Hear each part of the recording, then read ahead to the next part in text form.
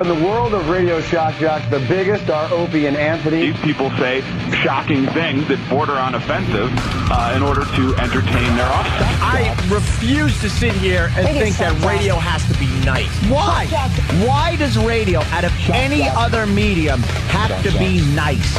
We are being now held to a standard where we have to be nice and make people feel good. Go screw! Radio bad boys, Opie and Anthony. Controversial radio personalities, Opie and Anthony. Infamous DJs, Opie and Anthony. Talk show radio hosts, Opie and Anthony. Opie and Anthony. Opie and Anthony. Radio shock jocks, Opie and Anthony. Opie and Anthony. Shock jocks, Opie and Anthony. Shock jocks, Opie and Anthony. Opie and Anthony. Shock jocks, Opie and Anthony. Opie and Anthony. What happens to your socks? I don't know what happened. Oh my God. Oh my God. Dude, and now I got his skin is completely black. Oh my God. This is where entertainment is going. Oh, is that backfiring? Oh my God. Oh, Roland's got a paddle. Oh, my God, Roland's on him.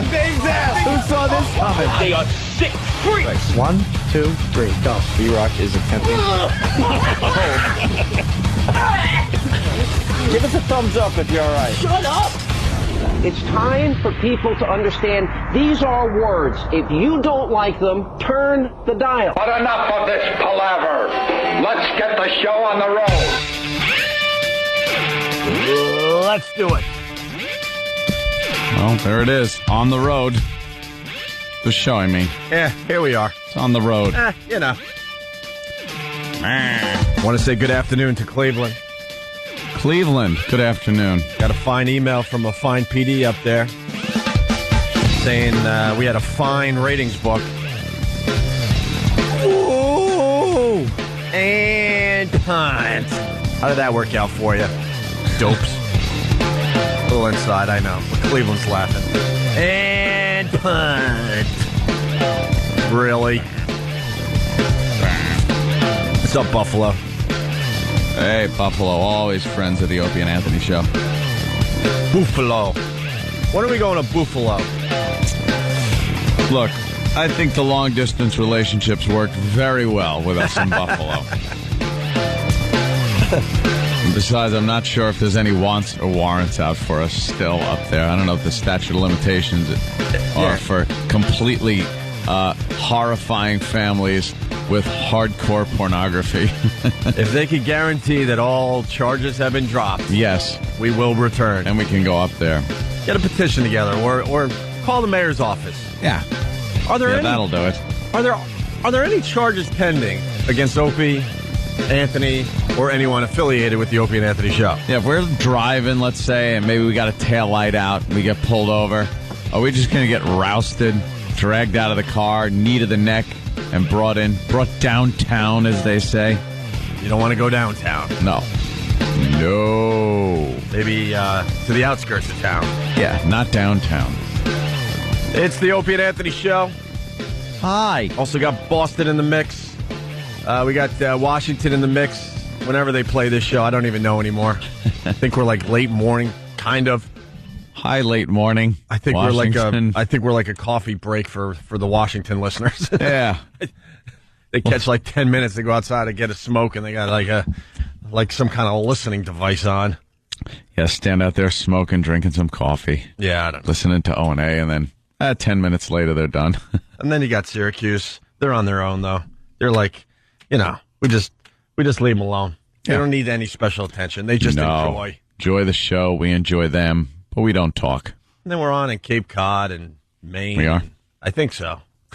And then a lot of other places we really have no clue about. Arizona, still a couple places in Arizona, Michigan. San Francisco. Say hi. Little Vegas action. Grand Rapids, I know. And then my memory fades.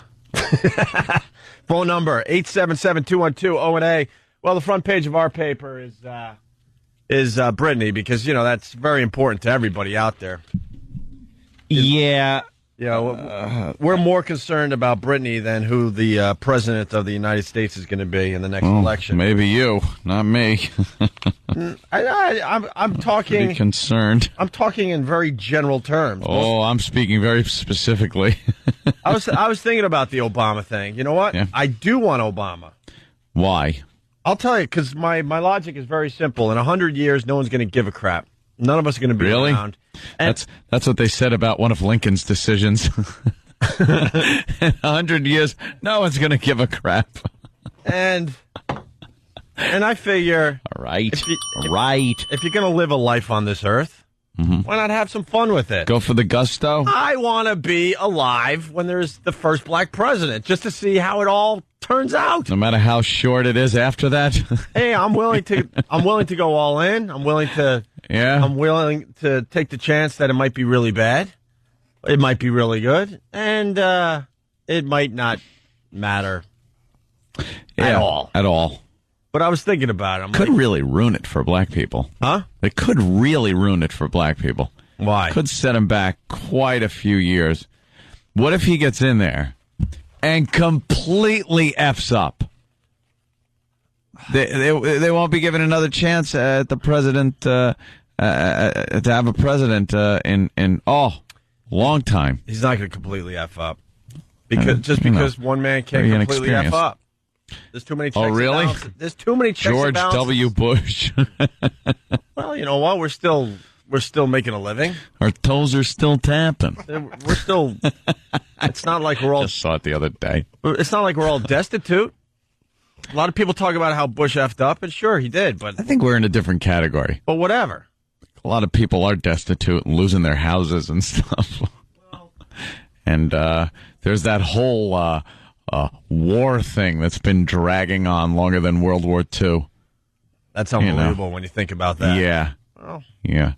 Although less soldiers are being killed. I read that too. I think they're either whittling down the insurgency, or they're just getting a lot better at defending themselves against those roadside bombs. I think they're just getting tired over there. I was watching some not the soldiers, of footage, course, but the insurgents are just getting tired. Like, oh my God, how many more bombs do we have to make? We're trying to make an impression here. I was online just watching some war stuff. You know, sometimes I'll just pop on like Break or one of the other sites that have war stuff. Yeah. It's just, oh my God. These dumb idiots with this mortar. I guess one of them got a hold of a mortar, and all you hear, one guy's holding the video camera, the other one's just like, Allah Akbar, Allah Akbar, Allah Akbar, Allah Akbar, and thunk, thunk, he's dropping a couple of mortars, and this looks like a piece of plumbing pipe. And, 3's a charm, but 4 left a mark. He drops it in, and the whole thing explodes, and he just disappears. You gotta think. Yeah, Allah Akbar, I guess. You gotta think those things are put together with, like, duct tape. And they're just hoping for the best every time they try to use one of those things. And there's video cameras on, like, roadways, real far away. You see, like, a convoy going, and then they're just, Allah Akbar, Allah Akbar, Allah Akbar, Allah Akbar. How do they get video from the other side? They take it, and then they either capture it, but I think they put it out there to show how high and mighty and great they are. So they got YouTube over there? Yeah, I guess they got YouTube over there, Breaks over there, all the video sites are over there. Posting their own videos? Posting them on the Al Jazeera version. But it's just, oh, God. Yeah. Could you please get into one of the centuries that are at least, 3 or 4 near ours? Ugh. Well, getting back to the Britney, so, this is what we care about right here. Yeah, Britney. This is what we care about right here. Like what the Post calls her. What? What does the Post call her? Burnt out pop wreck, Britney Spears. Burnt out pop wreck. Well, she I guess, showed up to the courthouse yesterday. Yeah. To try to maybe sort of get her kids back. It seems like she doesn't really give a crap about her kids. They were having a little hearing, and they wanted to find out what the hell happened in her mansion when they dragged her out on a stretcher. Mm-hmm. And now they're all convinced that it's not necessarily drugs, that she's just whacked. They're saying bipolar. Yeah, that she's insane and needs help. So she goes to the courthouse hours late, and then kind of hangs out for a little while, makes a circle around the building, I believe. Kind of makes an effort to go in, and then decides, nah, and goes home. I ain't doing it. Let me in my car, she was screaming. Right. Let me in my car, because I guess all the paparazzi was out there, and they were trying to ask her questions and taking pictures and weren't letting her in her vehicle. And she was getting a bit upset.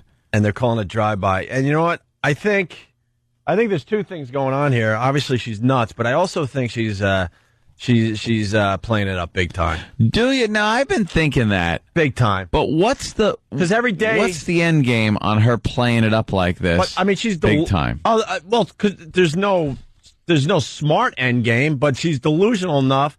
So that's mixing in with the fact that she understands she's getting attention every day. She loves the attention. She wasn't happy when her little kid sister got pregnant, because she wants all the attention in the Spears family. Because, over the weekend, she wore her wedding dress.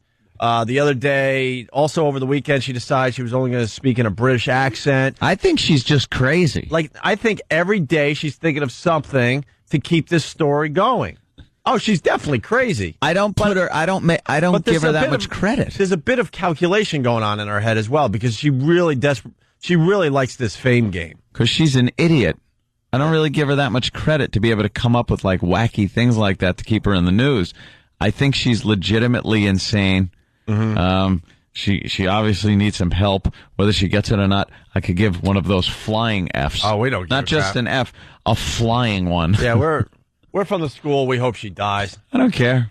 I think a lot of people secretly hope she dies, because it would just be very, very interesting to watch the coverage on CNN of them dragging the body that's now a little bit bloated out of some kind of mansion or some cheap hotel room or something. And then all the reporters that were just piling on could turn around and be all phony and say, this is a young woman who needs help, and I hope this opens the eyes of people that realize that some of these young women are desperate and need help.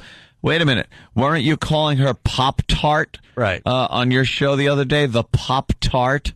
I think we would just say, bring on the next bimbo. Where's the next bim? Are you kidding me? When Anna Nicole Smith died, it was so exciting for all of us in our dull lives. And did anyone really care? Except for, people that personally knew her. I mean, but did anyone really go, oh my goodness. With Anna Nicole Smith? Not really. No one cared. Maybe 100 people out there. When they rolled her out under that sheet, all you were looking at were those lumps underneath there. Yeah.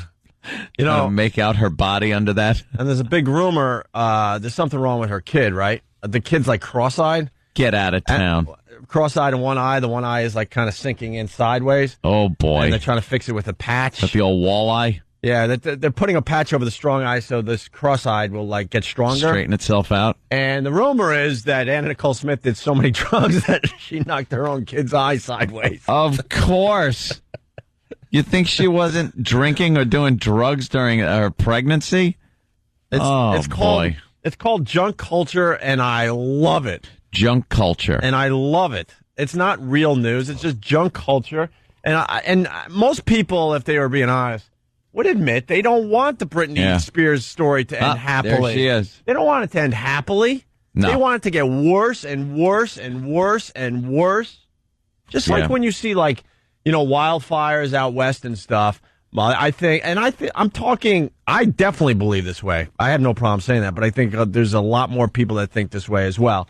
That when you see, let's say, wildfires, you want them to get bigger and bigger and bigger and more destruction. And then I was thinking about that the other day, because I definitely feel that way. I was thinking, when does it get too big where even I would go, all right, whoa, hey, this we got to put this thing out, man. When it creeps up to your doorstep. Your actual doorstep, you think? Because other than that, people on the whole are just... We like action movies. Right. And the news is kind of like an action movie when things like that are happening. We love seeing people fall apart like Britney because we don't know them. Right. It's just inherent in people. I think we like watching suffering to make ourselves feel a little better. I don't even know about our own lives. I think it's because we're just bored. And yeah. People get bored at their own lives, and they like seeing action, whether it's a natural disaster, things like... The news was all over the tsunami. Mm-hmm. They knew that was something that people would tune into because it was such devastation. And you're sitting there, you don't know one goddamn person in there. So to you, it's just like, I couldn't get enough of watching the wave come in, watching the water go out first, and seeing morons walk out there.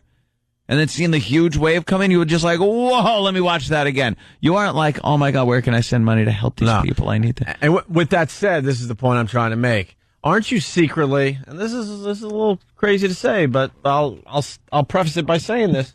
Aren't you secretly hoping for another one of those? For something big in the news.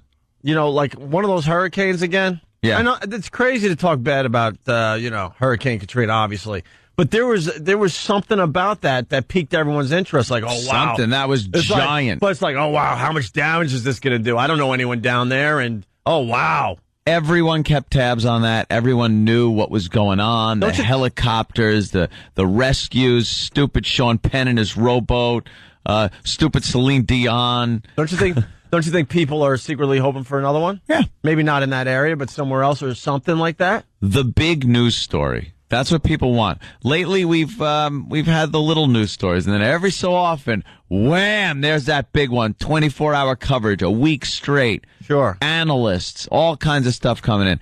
And it happens. It happens. You never know when. We absolutely love junk culture in this day and age. More than following who's the next president's going to be. I know you're following it closer than most, Ant. I was watching Bill Maher. He did a piece on, he talked to a lot of people at one of the caucuses or primaries, whatever, asking them, who they're going to vote for and why. And it just shows you. People don't know the candidates. They don't know what these candidates stand for. No, they don't know why they want to vote for them. And they're voting just on some dumb thing, like a hunch. Yeah, like they like Obama's smile, or because Hillary's a woman, or because just dumb stuff is what. That has nothing to do with being the leader of the free world. They don't actually study who's going to be a better president and help the economy and this and that. They don't care about what bills these people have signed or sponsored. No one knows. We don't have enough time in the day to do our homework on who the next president's going to be. And it's also a lot easier to vote for the next American Idol, which starts up tonight. Oh, that's tonight, right? Speaking of junk culture, why is it easier to vote for the next American Idol that no one gives a crap as soon as the show's over with, by the way, than the next president of the United States of America? And it should be, because Ruben Studdard doesn't have his finger on the button. He can't launch a nuclear missile. Right, but it's just ridiculous, though. More people will vote for American Idol than will vote for the presidency. Yeah, I think. Yeah. I would have to see the actual. I think you're right. I would actually have to see the numbers, but they make it seem like people actually go to a voting poll booth to vote for American Idol. You can just do it from home. If you can vote for the president from home, it'd be a landslide. Do that. Well, that's what I'm getting at, Jimmy. They don't want you to be able to vote for the president from your home. They don't want to make it easy. Yeah, they don't. They really don't. That's the exact point I'm making.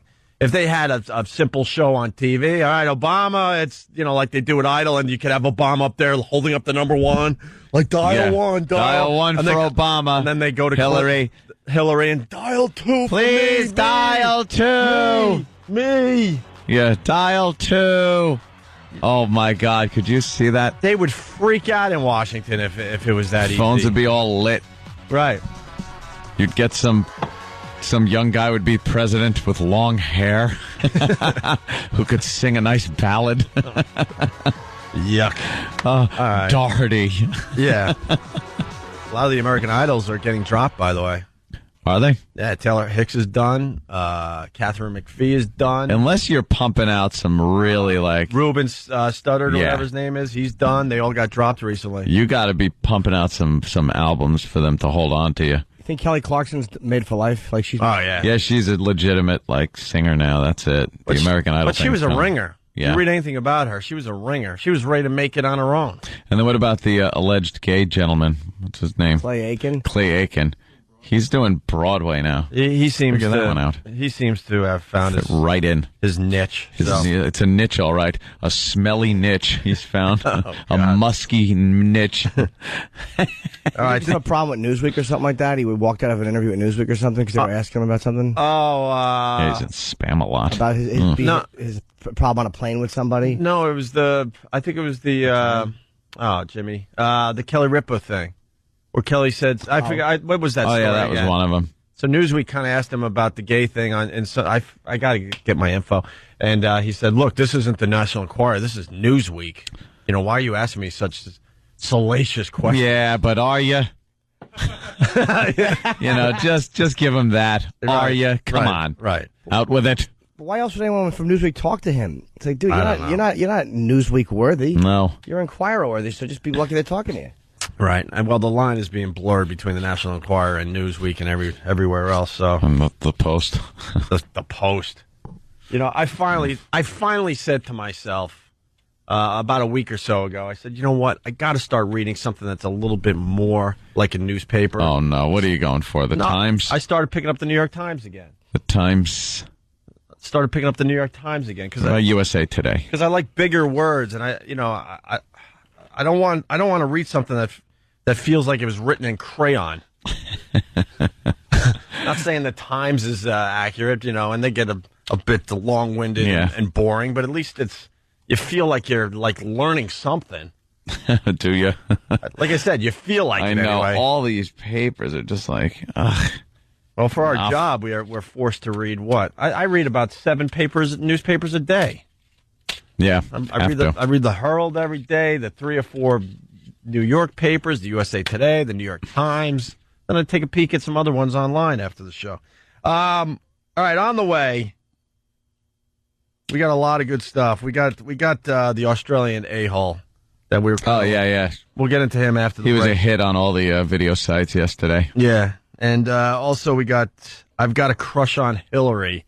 Some dude is doing his like Blink 182 impression, singing a little song that everyone for some reason is watching. Trying to make a little name for yourself. And lots of other things to get to. Certainly. It's the Opie and Anthony Show. Just getting warmed up here. Give us a call. It's 877-212-O&A. It's the Opie and Anthony Show. Instant feedback working quite fine today. We got Crisco from Whackbag. He writes, they should make it harder to vote for the president. He writes, it's scary that you have idiots out there that will vote for someone because they're black or because they have a vagina. Yeah. It's insane how stupid people are. True. True dat. I like Obama because he speaks quite well in public. Is that, see that now? That sounds racist. I enjoy how he just can get a crowd moving. Yeah. I don't know much else about him. I'll be honest. No one else does either. I don't like that weird berry thing on the side of his nose. No. Don't like that, though, see? They all, people that support him seem to like him because, I don't know, Oprah likes him. And he kind of has this personality. He's a black guy, so he's different than the other candidates. We should do our own poll. We should get Danny or somebody out on the street today. Maybe we could play the better ones tomorrow. And just simply ask people walking by, who are you going to vote for and why? And you'll be amazed at what they say. You'll be absolutely amazed. Yeah, who are you voting for? Oh, blah, blah, blah, blah. And why? Because she's a woman. Be just dumb stuff like that. So yesterday, Anthony talked about his weekend at Mohegan Sun doing the blackjack. And, man, you lost your mind.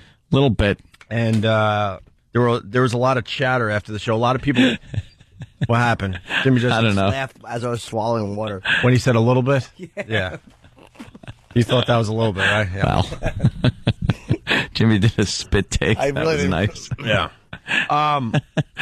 And then people started discussing what you were saying on the radio yesterday, and it was some heated arguments going on. Yes. Get me upset. A bunch of people agreed with you, and a bunch of people just think you're just nuts. No, a bunch of people agreed, and a couple of people thought I was nuts. Not a couple. Because a few people saying you should take a stats course. It's simple mathematics. Like, the guy can't officially affect you. It's all a feel. It's an emotion. You know what? Basically, what Ant was saying was like, people that are at his table playing blackjack hitting at the wrong time. Yeah. And because of that, he's losing hands. And we try to argue, Jimmy and I, that this guy being stupid could also help you in the rest of the table as well. It could, but it doesn't go with the odds. So as far as just simple mathematics, it doesn't. No. It doesn't go with the odds. It doesn't go with the stats. It doesn't go with the odds. It doesn't go with the best chances of the table winning. I will agree that winning. I will agree it's some kind of feel you get, and it keeps you calm knowing people are playing the game the right way. But actually affecting you in a bad way is insane. I play against the dealer. I don't want to have to sit there competing with an idiot, loose cannon. But you won't acknowledge when he helps you that's good. I'll acknowledge that, but it doesn't happen as often as it screws you. It's remember the way getting it is. Screwed a lot more than just winning a hand. And my biggest argument to this is you go into the high roller room and you can't play like that. The people at the table will throw you out. And these are people that play blackjack. They play the game. They're not there for a weekend little getaway on the jitney bus to throw quarters in a slot machine and sit at the blackjack table for 5 minutes and lose. These are gamblers that play blackjack. And if you sat down and started doing that, they would chase your ass out of that room. Why? Why, if there's no difference, would they want to get rid of that loose cannon that's screwing the table? Because they're superstitious. Gamblers are superstitious people. Yeah, because you're all insane. You're all insane. I've been there. Would you change your tune if some guy messed up at your table and you won a $10,000 hand because of his mess up? What would you think? It's probably happened. Well, then it's probably happened. Why wouldn't you be happy? Because on average, he's going to make me lose that eventually. I don't agree with average. I agree. I agree that average. I agree with the feel and it's like a guy playing crappy poker. He could walk away and win a tournament playing a horrid poker. Right. But over the long haul, he's not going to win. He will lose playing crappy poker. Yeah, that's him, not you, though. But blackjack's the same thing. But you're dealing with the table. You're dealing with the table against the dealer. That's how it's supposed to work. Not the table against the dealer and an idiot that doesn't know how to play the game. That's how it works. Let's say hi to Mike in North Carolina. Mike! Hey, what's going on, guys? Hey. There's actually a name for Anthony, what you're talking about. It's called the gambler's fallacy. Mm-hmm. Basically what it means is that the gambler thinks the odds have changed when they really haven't. And before you go to blackjack, the best example is roulette. If you're in a casino, they always show you, like, what the last 10 rolls have been. Yeah. Like, if you're walking by, you'll see 10 reds in a row, let's say. So you're like, oh, well, the next one's got to be black. It doesn't. It's still 50-50 shot, but you're tricked into thinking it's going to be red. Well, it's the same deal here at blackjack. You think because a 10 came up to him or whatever, or because he didn't hit, and then you get a card you didn't like, you think the odds have changed, but they really haven't. It's just I don't know, not emotional, but a psychological thing. So that's what I think that question is. Roulette's roulette. Blackjack's blackjack. And let me tell you something. I've played the game more than Jimmy, more than Opie. I've played more than a lot of people. Yeah. Shut up. I like Old Fish. Oh, yeah. Old Maid. A little war. I'm very good at I know how it works. We have a heated game of war, I know what I'm right, talking Jimmy? about. Yes. I bring my special cards over to your place and we play war. That's right. That's right. We flip baseball cards in between games of war. Put them in our spokes. That's right. I'm just talking about mathematics. You're talking about a feel and emotion. I can't argue that. I'll never argue that because I'm not in heated games of blackjack. But mathematically, your thinking is flawed. Many times there is a mathematical reason where he should hit. Well, they make those rules. All right, we're not going to get anywhere with this. But Tim came up with this yesterday. We'll agree to disagree. Introducing Anthony Cumia's Guide to Casino Blackjack. Courteous gambling. You want to play the odds and the percentages, and it works out better if idiot hits. In this 63-page booklet, you'll see how Anthony always welcomes a beginner to the table. I don't want to put my friggin' $6,000 in this idiot's hands. Always there to help, Anthony will show you that there are never any stupid questions. Shut up. You're talking out your butt. You don't know what you're talking about. After all, it's just a relaxing afternoon with no pressure. Shut up, you moron. You're an idiot. You're an idiot. Die. It's not like we're betting big money. Broke out about 10 G's, which I promptly lost. Learn how to be courteous at the card table in Anthony Cumia's Guide to Casino Blackjack. I'm Anthony Cumia, and I endorse this product. There you go. Who's that lunatic? I don't know. Let's say hi to Chris in New York. Chris, what's up? Hey, guys. How you doing? Pretty good, Chris. Anthony, I want to say I've been to Mohegan Sun playing blackjack before, and I totally agree with you. And, I mean, Opie, I think you're kind of right. It does come, there's a part of a feel to it. But, I mean, when you go up in blackjack, it's very streaky. You're going to win for a while, you're going to lose for a while. And you already accepted the fact that you're going to lose a few hands. When some, like, jackass next to you go ahead and, like, takes a card that you needed when you needed a 10 or you needed that 8, it makes it that much worse and you feel worse. So it's kind of a feeling, but you already know you're going to win some, you're going to lose some. But when this guy goes ahead and takes one, you're going to lose even more hands. But, sir, let me ask you a question. If the odds are the odds of you getting a face card or a 10 better than you getting a bad card? Yeah, there's more face cards and 10s in the shoe than... If that guy's not hitting Mm-hmm. and you need a face card, isn't he doing you a favor? Because the odds are that card would have went to him, instead it's going to you. It depends, yeah. If you need a face card. Depends if you need one. Depends if he's to your right or your left. But then it always comes down to the dealer also. There's nothing worse than some idiot taking a hit on a 13 when the dealer's showing like a 6.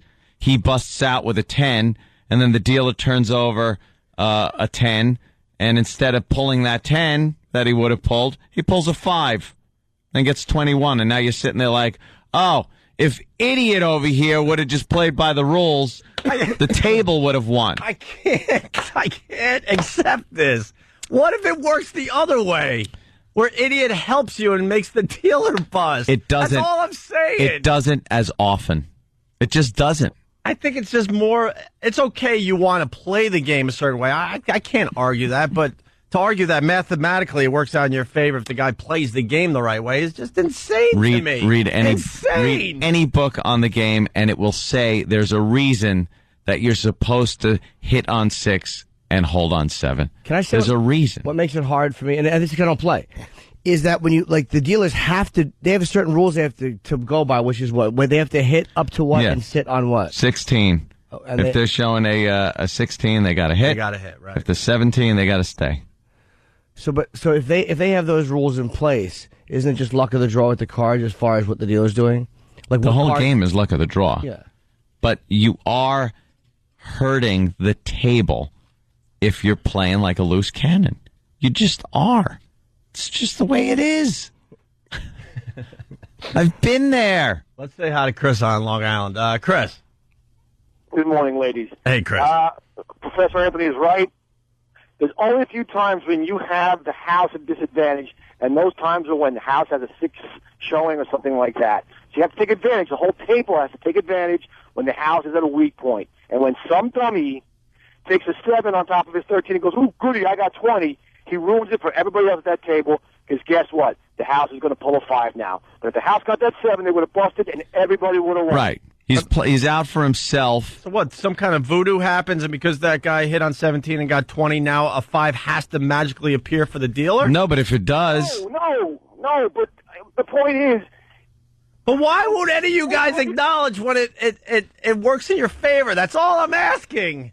Like you guys go, all right, well, you were lucky that time. You do acknowledge when it goes in your favor, but you look at the guy still, even if you made money, you look and go, holy crap, I'm sitting next to a loose cannon. This isn't good for me.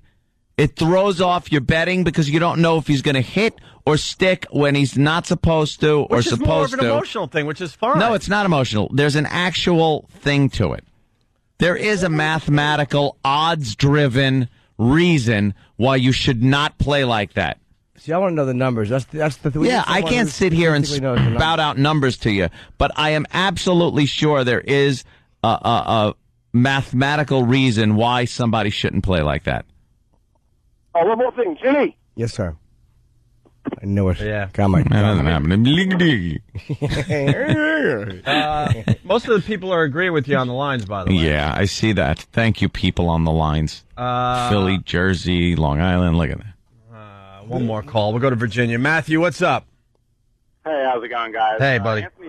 Anthony's totally right about this. It's blackjack is one of the only games that you can actually play and win consistently if you know what you're doing, but inconsistency of bad players can screw you up and make it so that you lose. But how so? That sounds good, but how's, like, what's the mathematics on it? Because, like, with the roulette table, it's chance at a time, like that guy was saying earlier, but with the blackjack, they're dealing out of, like, 6 shoes, and there's certain cards that you can keep account of the number of high cards and low cards that come out of those shoes. And if someone is playing inconsistently, that will screw up your chance of knowing what's going to happen next. Okay, so you're saying basically if you can count 6 shoes like Rain Man, you can pretty much know if everyone's playing by the rules.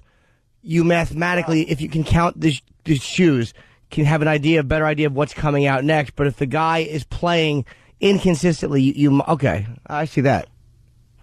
All right, that makes sense. Yeah. I mean, I know what you're saying. Not everybody's Rain Man, but I'm saying if you can count cards, right? If you can count 6 shoes and you know pretty much what's left in the deck, if everyone's playing by the unspoken rule, you know what the guy on the left is going to do, so therefore you kind of still know what your odds are. But if he's playing crazy and against the rules, he screws up your calculation. I'll give you an example. So let's say everybody decided to play by a certain set of rules that was, taught year after year by people who knew how to beat the game. Mm-hmm. And then you took another group of people and you had them all play by a completely random set of rules, like we're going to hit until we have 5 cards or something like that. You can tell that those people that played by the other set of rules is going to lose, just like those people that play inconsistently are going to lose more than people that play by the set of rules that Anthony is talking about. All right, well, 5 cards is a little much. And it shouldn't be that guy's responsibility to make a play that involves the entire table. It's not up to the guy that's going to do what he wants to do. It's up to the dealer to either bust or not bust, beat the table or pay the table. Who's this idiot that sits down and decides he's going to be the one that's drawing the cards that's going to determine what the hell happens at the whole table? Doesn't work that way. You're playing against the dealer, not some schmuck that sits down in a cowboy hat. I don't want to be part of that world. It's too much pressure. I still don't you have a day off, 2 days off. You want to do a little blackjack? No. You can get killed for hitting at the wrong time. Because all of a sudden you get a feel like, you know what? I want to hit on this 17. Let me tell you something. I want to hit on 17. My luck sucks. I'm feeling it. I want a card. And everyone that's disagreeing with me. Everyone that's disagreeing with me is the person that sits down at the table and F's it up. Hit me on 17. I'm feeling lucky. I got a few drinks in me. I got my bonus check with me. I just want to have fun. Hit me. Next thing you know, you're getting beat up in an alley. That's it. I don't want to be part of that life. I will say, though, the guy who said card counting, but you don't count cards, but a guy who counts cards, I can understand that. If you know exactly what's left. And you're doing math, and you know what everybody's supposed to do. So you see everybody's card. Like I kind of understand that. How about this? A lot of low cards are out before you get to do what you got to do. I'm sitting on an 11. I want to double down. What's that mean? A lot of low cards are coming out. I'm sitting on 11. I got my bet out there. I'm able to double my bet and get 1 card. Because the odds are, if you have an 11, the odds are that there's a lot of picture cards in there, that you're going to get 21. Is that what doubling down means? Yeah. Like you just all of a sudden double your bet for double one your card? bet, you get 1 card. Okay. And the dealer, let's say the dealer has a crappy card up top, 4, 5, 6, something like that. The guy next to you has a 15. He hits. The son of a bitch hits. He's supposed to stay and let the dealer bust. He pulls your goddamn face card. Now I'm there doubling down, and I pull an ace or a 2, and I'm sitting there on an 11, a 12 or a 13 because schmucko hit. But what if you got the old what if? The odds are, I'm saying, a lot of low cards came out. Let's say a lot of low cards came out. Now the odds get better every time that a high card's going to come out. Why are you getting so mad? Because it's people that don't. It's only the people that don't know how to effing play that say there's not a problem with this type of play. But you barely acknowledge the fact that My own mother, I want to smack her in the head when she does that. But you barely acknowledge when it works in your favor. I don't get it. No, here's what I'm saying. Low cards are out. Right. Every time another low card comes out, the odds are that a high card's going to come out. I got you on that. So why is this idiot effing with me? Let me take my chances, play my game. Don't let him determine what I got to do when I double down. But let him stay on his stupid 15. But the card you need might be just 2 away. Yeah, what if the next card's a 4? What if the next cards are a 4 and a queen?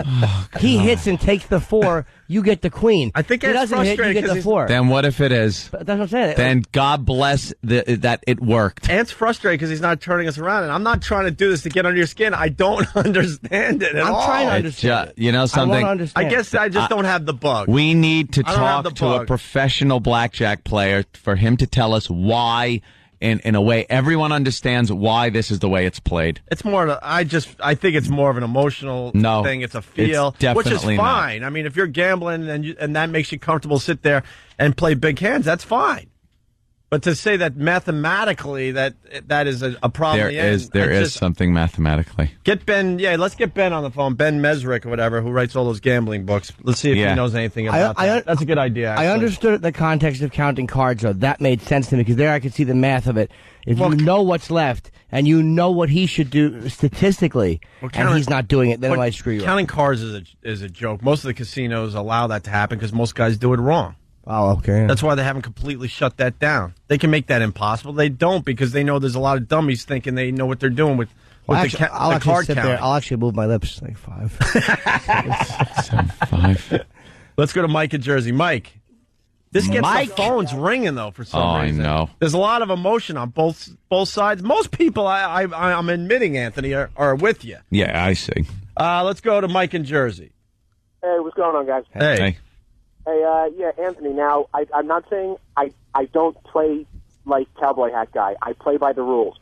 But, mathematically, it doesn't matter what someone else at the table does. It doesn't affect what happens to you. It might look like it because when it happens and you lose, you remember it and you think this guy's a douche. But it doesn't actually affect what happens to your hand because the dealer has to play by his own set of rules regardless of what other people at the table do.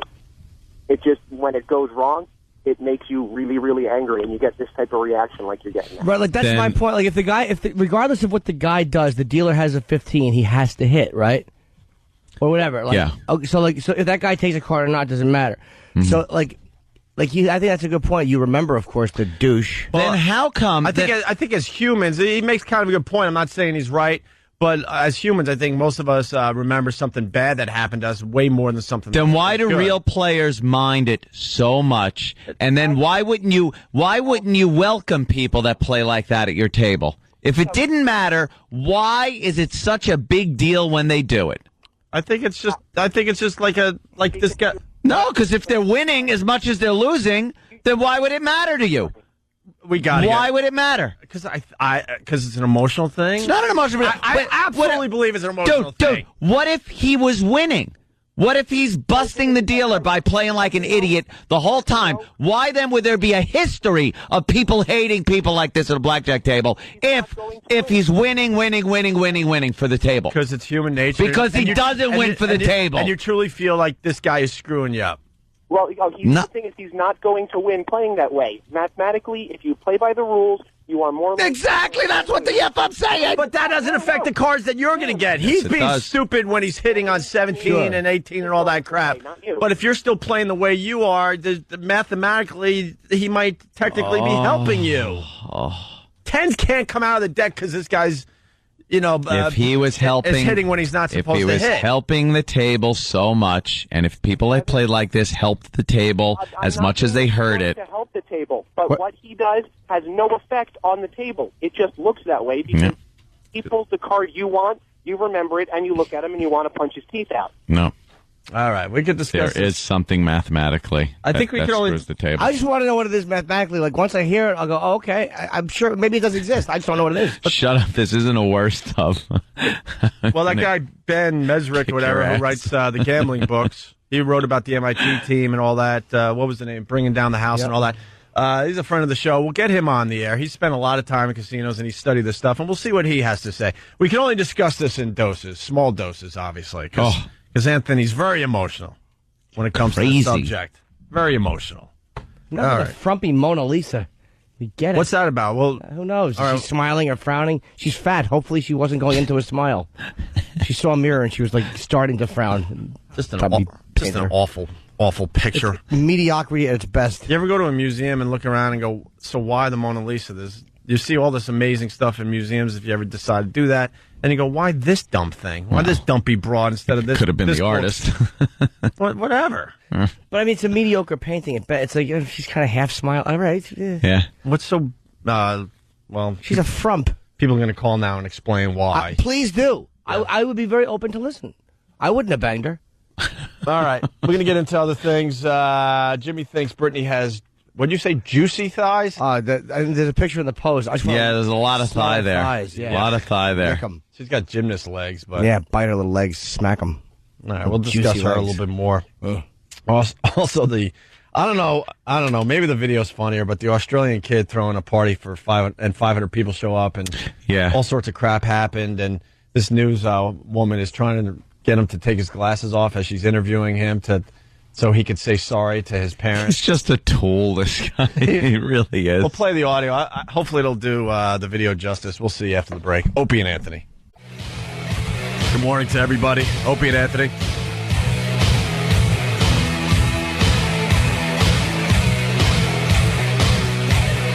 I was reading about the Super Bowl. Are you allowed to say the Super Bowl until it's time to start promoting it officially? Yeah, I think. What are the rules? I think you could say the Super Bowl. You just can't use it in any kind of promotional thing. Is that how it works? Yeah, you can't say like, hey, we're going to be giving away money, blah, blah, blah, Super Bowl. So pompous.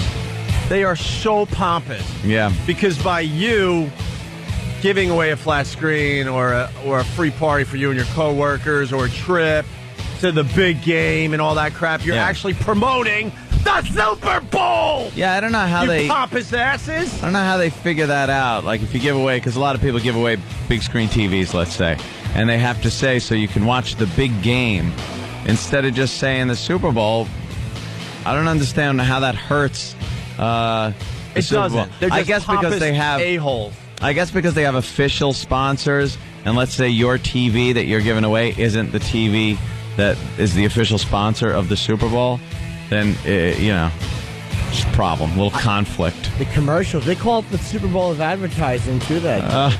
Oh, yes, Jimmy, they do. They actually go after people for promoting their big event. That's insane to me. You're not going on the air and saying that you're, throwing a Super Bowl party for underage kids and inviting pedos. Yeah. Yeah, it's not like that. For the most part, I haven't heard of one incident where it's not a positive thing for the big event, for the Super Bowl. Yeah. But they'll write letters and get lawyers after you for saying the word. They're insane. Makes no sense. They're insane. By the way, a lot of people bummed that the Colts aren't in it. Not that bummed that they're not, still in the running to go to the Super Bowl. Yeah, because the Pats Chargers. Who gives a crap? Well, Pats are going to destroy the Chargers. People will watch the game though. Well, if you're in New England, I want to see. I don't know. I think the Pats thing has kind of transcended just New England right now. You'll at least watch a piece of it. It's not going to be one of those games that no one even tunes into. Yeah, but Brady and Manning going at it, that's an exciting game. Yeah. Brady and Favre? People like Favre? No, I'm just saying, I'm trying to remember the quarterback's name for the Chargers. And I'm doing this on purpose because I'm talking for Joe Listener. Most of us don't know who the Listener. Most of us don't know who the Chargers quarterback is. Is it Rodgers? Yeah. Oh. Not bad. Is it? Ooh. No, all right. I really don't know. And I like to pride myself on knowing a thing or two. I really don't know. About a thing or two. Because I don't follow a team like the Chargers. They're just a boring team, and they play way out there. That's all I know. Anybody with the Shazam symbol on their head? It's boring. Stupid Chargers. Gino likes them. My buddy, the comedian Gino Visconti, is a big Chargers fan. Yeah. He's actually a fan of the team. Idiot who won't fly without that little stuffed monkey. Yeah, I know. Creep. I need my hat. My lucky hat. Exactly what he's like. We were doing Cleveland, and he had to call a cab company because he left his stuffed monkey in there. Why? I don't know. He thinks that's going to be like keep him from plummeting? Amazing. That's what he's going to do is he's dying in a plane crash. Look at the monkey, which is going to look back with stupid beaded and go, eyes. what did you do? You've forsaken me. Right. Hey, old monkey. Where'd you find these official rules, E-Rock? On a website? Yeah, there's a few websites that are having this. This is for what radio can and can't do involving the Super Bowl. Super. Oh, E-Rock. This is a joke, right? Is this a joke? You cannot say or print Super Bowl, Super Sunday, the Super Bowl logo. And this is in connection with the promotion, right? I don't know. You can't say NFL, AFC, or NFC. You can't say National Football League. You can't say American Football Conference. You can't say National Football Conference. You can't even name the team, like the Buccaneers, or the nickname the Bucks, or in this case, the Pats, or the Patriots. You can say... Watch your favorite team in the big game. Well, that's what you hear. Yeah. That's what you hear when they start advertising for the Super Bowl. You can say or print, so this is the stuff you can say. The big game in host city. Example, Houston. I like how they give an example because you wouldn't know what a host city is. Big game in what? A city. Can they have an example city of a city, please? Your two favorite teams in the host city for the big game. What? What is he? I have no idea what he's even talking about. You could say the professional football championship game in Houston. If you're a nerd. You could say or print the date of the game. Oh, thanks for allowing us to do that. You could say the names of the cities of the teams competing in the Super Bowl. Oh. So you could say New England versus Carolina. But not the team names themselves. So you can't say Patriots versus the Panthers. You can make fun of the fact that you cannot say the phrase Super Bowl by bleeping it out. Oh, my God. How about that? How about that? How about that? Gave that one a try. Hope I caught it. How about that? What? Are you kidding me? You have to bleep that out, too. And then the local news and everyone plays along. Oh, the big game. Featuring my favorite team. Here comes Tom. He's paranoid. What's up, Tom? Come on in here. But they can say it on the news. You can say it if it's not promoted. No, they don't say it on the news. That's because they're nerds. Tom, explain why this happens. First, explain me why you got to curse. There's no mic. Oh, because we're on XM too. I just gave him a little fun today. That's all. I couldn't have hit that button fast enough. We bleeped out of it. Don't worry. You can't use any of their copyrighted names for your advertising gain. All right, but why did they decide to do this? It doesn't make sense. So that they're the ones who profit from the use of their name and all their copyrighted material. But aren't they profiting by promoting their big game? Not if you every promotion a radio station does, a TV station does, a frat house does, whatever, a local bar, isn't that getting more people to watch the game? And so why are you they can promote it as long as you're not promoting and then you're making money from that promotion? So yeah, but they're also making. There's a value to them, though. Yeah, but they want their value and they don't want you deriving benefit from their copyright. But you're also helping them, but they don't. Obviously, they don't. Why don't they see it? That's what I'm getting at. I understand. Why don't they see it that way? So you're supposed to hit K-Rock on 15. in New York. Hold on. K-Rock in New York throws a huge party. And they're saying Super Bowl, and they're getting thousands of people to go to some venue, all right? And you're giving away maybe a trip and flat-screen TVs. How does that hurt the Super Bowl? Well, you're taking people away from their TVs where they may not be watching it, may not be getting ratings for them. You're making money from it, and they're not. But they're making money from it, But they're only making money from it from selling the TV rights and from selling But it goes against advertising marketing rights. and advertising. You are bringing attention to an event. You bring attention to it, an event that really doesn't need a whole lot of help getting attention. Is that what it is? They don't think they need your promotion. Probably they're like, the Super Bowl. Listen, they love the fact that it's the biggest sports event in this country every year. It's become that because everybody talks about it. But just like we have our copyrights and you have your copyrights, they don't want anybody else taking advantage of their copyrights without their You do agree permission. it's a bit pompous, right? No, I understand protecting copyright. I really do. And what if, let's say Panasonic pays a lot of money to become the official TV of the Super Bowl, and then you give away a Sony TV? It's a conflict of interest between the two companies. Absolutely, and that's why Panasonic or I think Coors is the official beer of the NFL. They don't want you talking about another beer company. Exactly. You can't. You're now. In fact, you're now.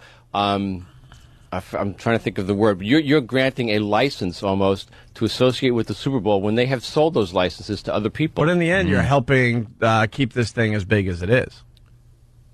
I mean, you really are. You are. The more you talk about it, the ABCs of marketing and advertising. But it's all about copyright. It's all about who's making money off of it. And the NFL created this, and the NFL wants to make sure they control the money that's made off of it. They probably think they don't need the extra advertising because they're like, it's a Super Bowl. Any radio promo doesn't matter because people. Yeah, well, watch the ratings go down, and then all of a sudden they'll go, all right, you guys could say Super Bowl, you could say this, you could say that, when they need the help. No, because I mean, all the advertisers and all the marketers who are paying them big licensing fees, right, to be able to associate directly with the NFL or take advantage of the name Super Bowl, are not going to want to give those up either. It's just a pompous way to think. Tom is brainwashed. Of course, I'm just reading this. Right. Please have Anthony read the entire copyright law. It will be more entertaining than Tom. Tom's interesting license must have expired. His interesting license. I disagree with that completely. Thank you very much. I think he came in and he was pretty accurate and concise about the copyright laws. He was informative, but also boring. Well, you know what? Unfortunately, it may be boring. And you're not going to see it our way, and I understand that. When talking about Tom, can we use the word super dolt? Help yourself. Super bore. Oh, Tom. I jump on board. How many years? You can't use that. That's copyright. How many years have you just been Too many. the mat? You can't say Super Bowl or Super Bowl. Those are copyrighted. It's got to be the big snooze. Big snooze. The big snooze. All right, there's the other side of the argument. All right, more fun entertainment. Thanks. It's ridiculous, but what can I tell you? Thank you, Tom. That's how it is, and that's how it has to be. Yeah.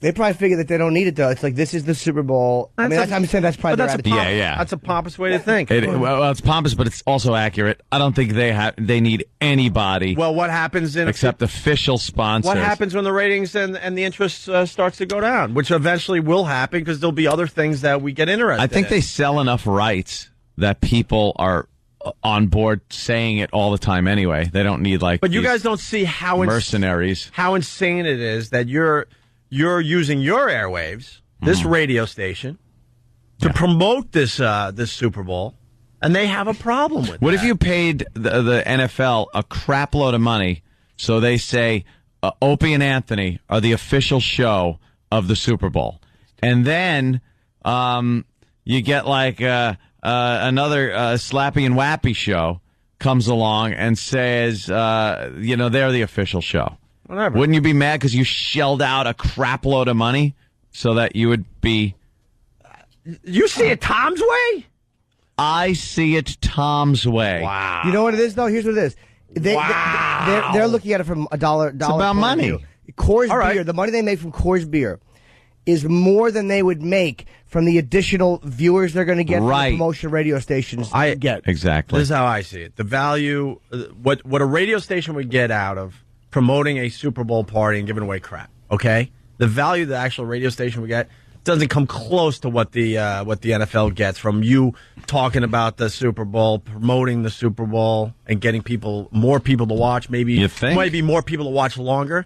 Yeah, man, not every city goes crazy and watches the Super Bowl. There's a lot of cities that don't have their team in it. So they could be influenced to watch other things or only take a peek at the Super Bowl and watch maybe 15, 20 minutes, half hour, an hour. But all of a sudden, because you're really pumping up a big party, then maybe you are actually getting people to watch longer. They probably figure that the radio station is benefiting more because people are listening to Super Bowl talk. Like I'm just playing their side of it. Like, and the money they make from Coors to be the official beer, right, is so much more than the intangible people that are just might listen, might not watch, might watch for any promotion.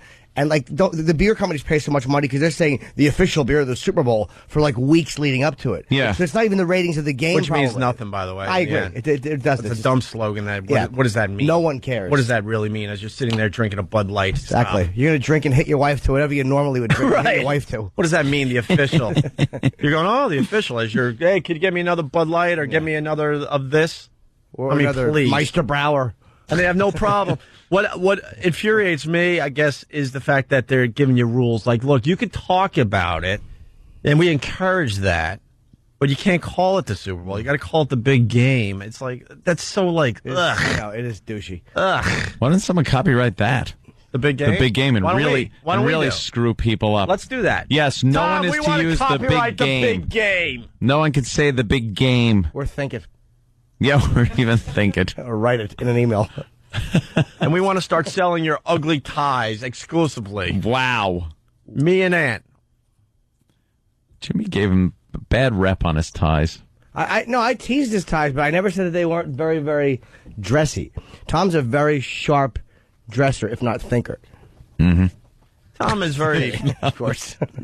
Tom's a handsome dude. I hate to say that. Mr. Garrison. Tom. Yeah. I mean, you get together, Mr. Garrison, when I get out of here. Tom can never be swayed, by the way. Never. He believes what he believes, and that is it. He will never listen to the other side. He's one of those guys. He is very, very... Which, by the way, I'm one of those guys. I think most people are, actually.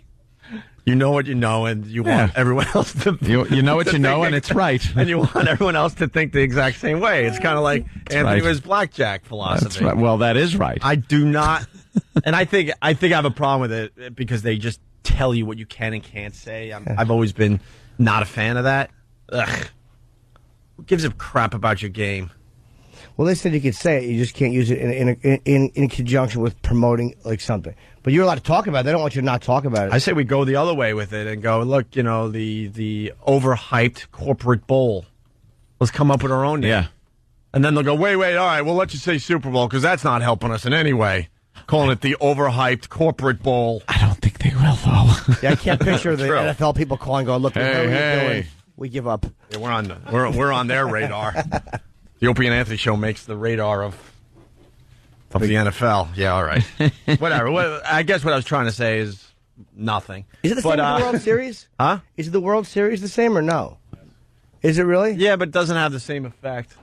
I've never heard him, I've heard people just say the World Series. Yeah, but they're trying to get that.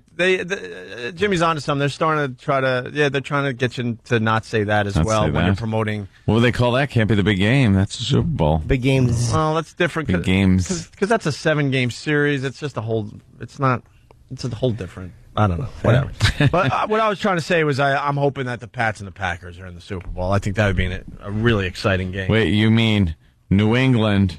No, you're allowed to say it because we're not giving away anything. Oh, okay. If we're giving away something, then we'd have to say, I hope New England and Green Bay are in the big game. The overhyped corporate say game. Cheesehead? You could say the Cheeseheads. We ought to give away like a meet and greet, and then just when people get there, go, but the Opie and Anthony show said we could meet the players and get pictures. Like, what? Who? We should give away thousands of tickets to the big game, the Super Bowl. Yeah. And go, no, don't worry, your tickets are in. I will call. Your name will be at will call. Just go with badges. We give them badges that mean nothing, like homemade badges. Right. That just Laminates, yeah. Super Bowl access with access spelled wrong. Let's just cause a major problem for them. Just thousands and thousands just lining up. Oh, that'd be horrid. We'll set up a fake will call booth. Yeah, let's do our Super Bowl promotion today. We're going to give away team photos, a photo with the team as they're running onto the field. You're allowed. That's right. You're the first person out. We'll sell them for $500 per team photo. Yeah. Hey, speaking of which, can we break out some of our Super Bowl bits we've done over the years? I want the Green Bay prank call. We could play that. Why don't we play that going into break? Because the Packers are getting close. And I also want the famous New England chowder eating contest. Yeah, that was a good one. We need some highlights from that to play tomorrow. Make sure you're listening to the show tomorrow. I was watching Sergeant Magoo, puking into that the Fruit Loops pitcher. Or the pitcher. Yeah, and then I couldn't watch him do the Fruit Loops thing. I had to shut it off. Got that? It was on break or something. Oh. I was watching it last night. Magoo got screwed when we did the eggnog drinking contest. Ugh. He was way more impressive than Pat from Menaki, but then the baby bird just made everybody forget about what Magoo was doing that day, which was puking into a beer pitcher and then pouring it over Fruit Loops and then eating the Fruit Loops, then puking again, putting it in the beer. There was like a beer pitcher. Yeah, no, I know. And then I'm just thinking about it. It's making me get sick. It was all lumpy. Wait, Sam, do you want to ask about the World Series? Did you have a point to make or no? No. What about the big game thing? What? That the NFL tried to trademark the big game last year. As well? Yes. Because they noticed everyone started saying the big game. Yes. How the hell would you... That's what I'm getting at. Enough is enough. Yeah, what are they going to copyright next?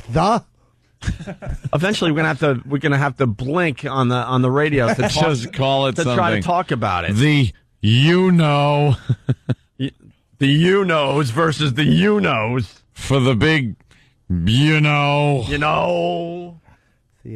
undetermined size. You don't want to say big. That's theirs. Let's go to Chris in Atlanta. Chris. Hey, I thought Lopeweiser was the official beer of the big game.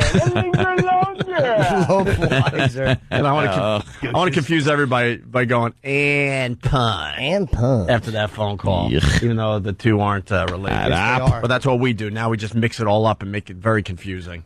A Lopeweiser. What's that? That was the beer that they would have. Like, because guys like beer. Yeah. Douches.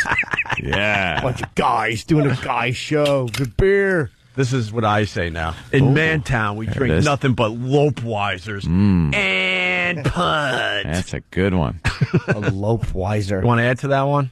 That's what we got so far. In Mantown, they drink Lopeweisers and punt. Yeah, I can't really think of it. It's complete. Well, somebody will. Somebody will. Somebody will think of something else. We want to mix up all the quote competitors and their dumb crap they do. A Lopeweiser is a beer that is actually carried in testicle-shaped steins.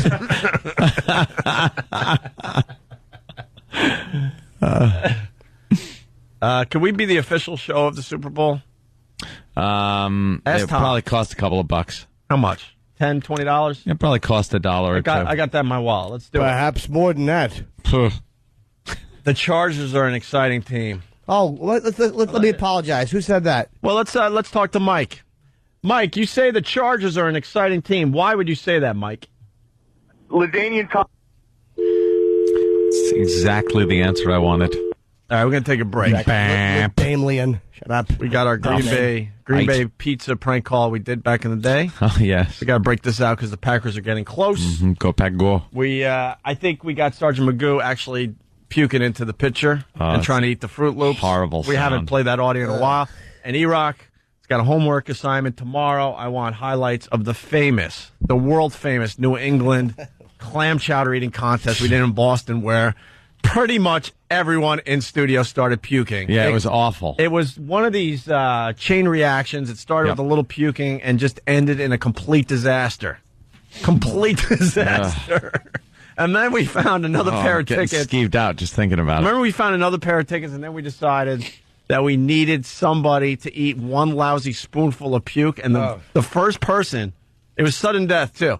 The first person that got a nice heaping tablespoon of puke to stay down won the tickets. Yeah. And we just couldn't get it done because guy after guy, it's like a rodeo.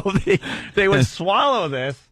And then they would last anywhere from a few seconds to close to a minute. I think we put a time limit on it. Yeah. And it was hilarious watching these guys trying to keep this down so they could get the tickets. Probably one of the most unbelievable things we've ever done on radio, by the way. Horrible. We've done some things, but that one's way up there. It's Opie and Anthony. Stay there.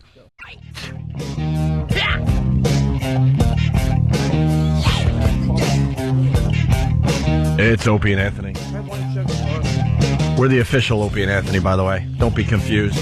By imitations. Right. 877-212-0-A.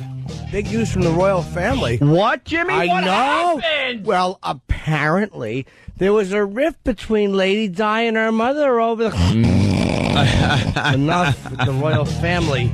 I think she was calling her a whore, The actually. mother was calling her a whore. Yeah, 'cause she was What, calling the her Queen Mum? No, Diane's, Lady Di's mom. Lady Di's mom? Yeah. Lady Spence Was calling her a whore. Well, why would whore? she do that, Jimmy? Mm. Oh, I have a mouthful of fruit. Oh. She called her a whore because she was going out with a Muslim. Yeah. Dodi. Fired. Yeah. It upset her a little bit, I guess. Before that, it was that Egyptian heart doctor or whatever. Not Egyptian, but he was Tarbosh, the Egyptian magician.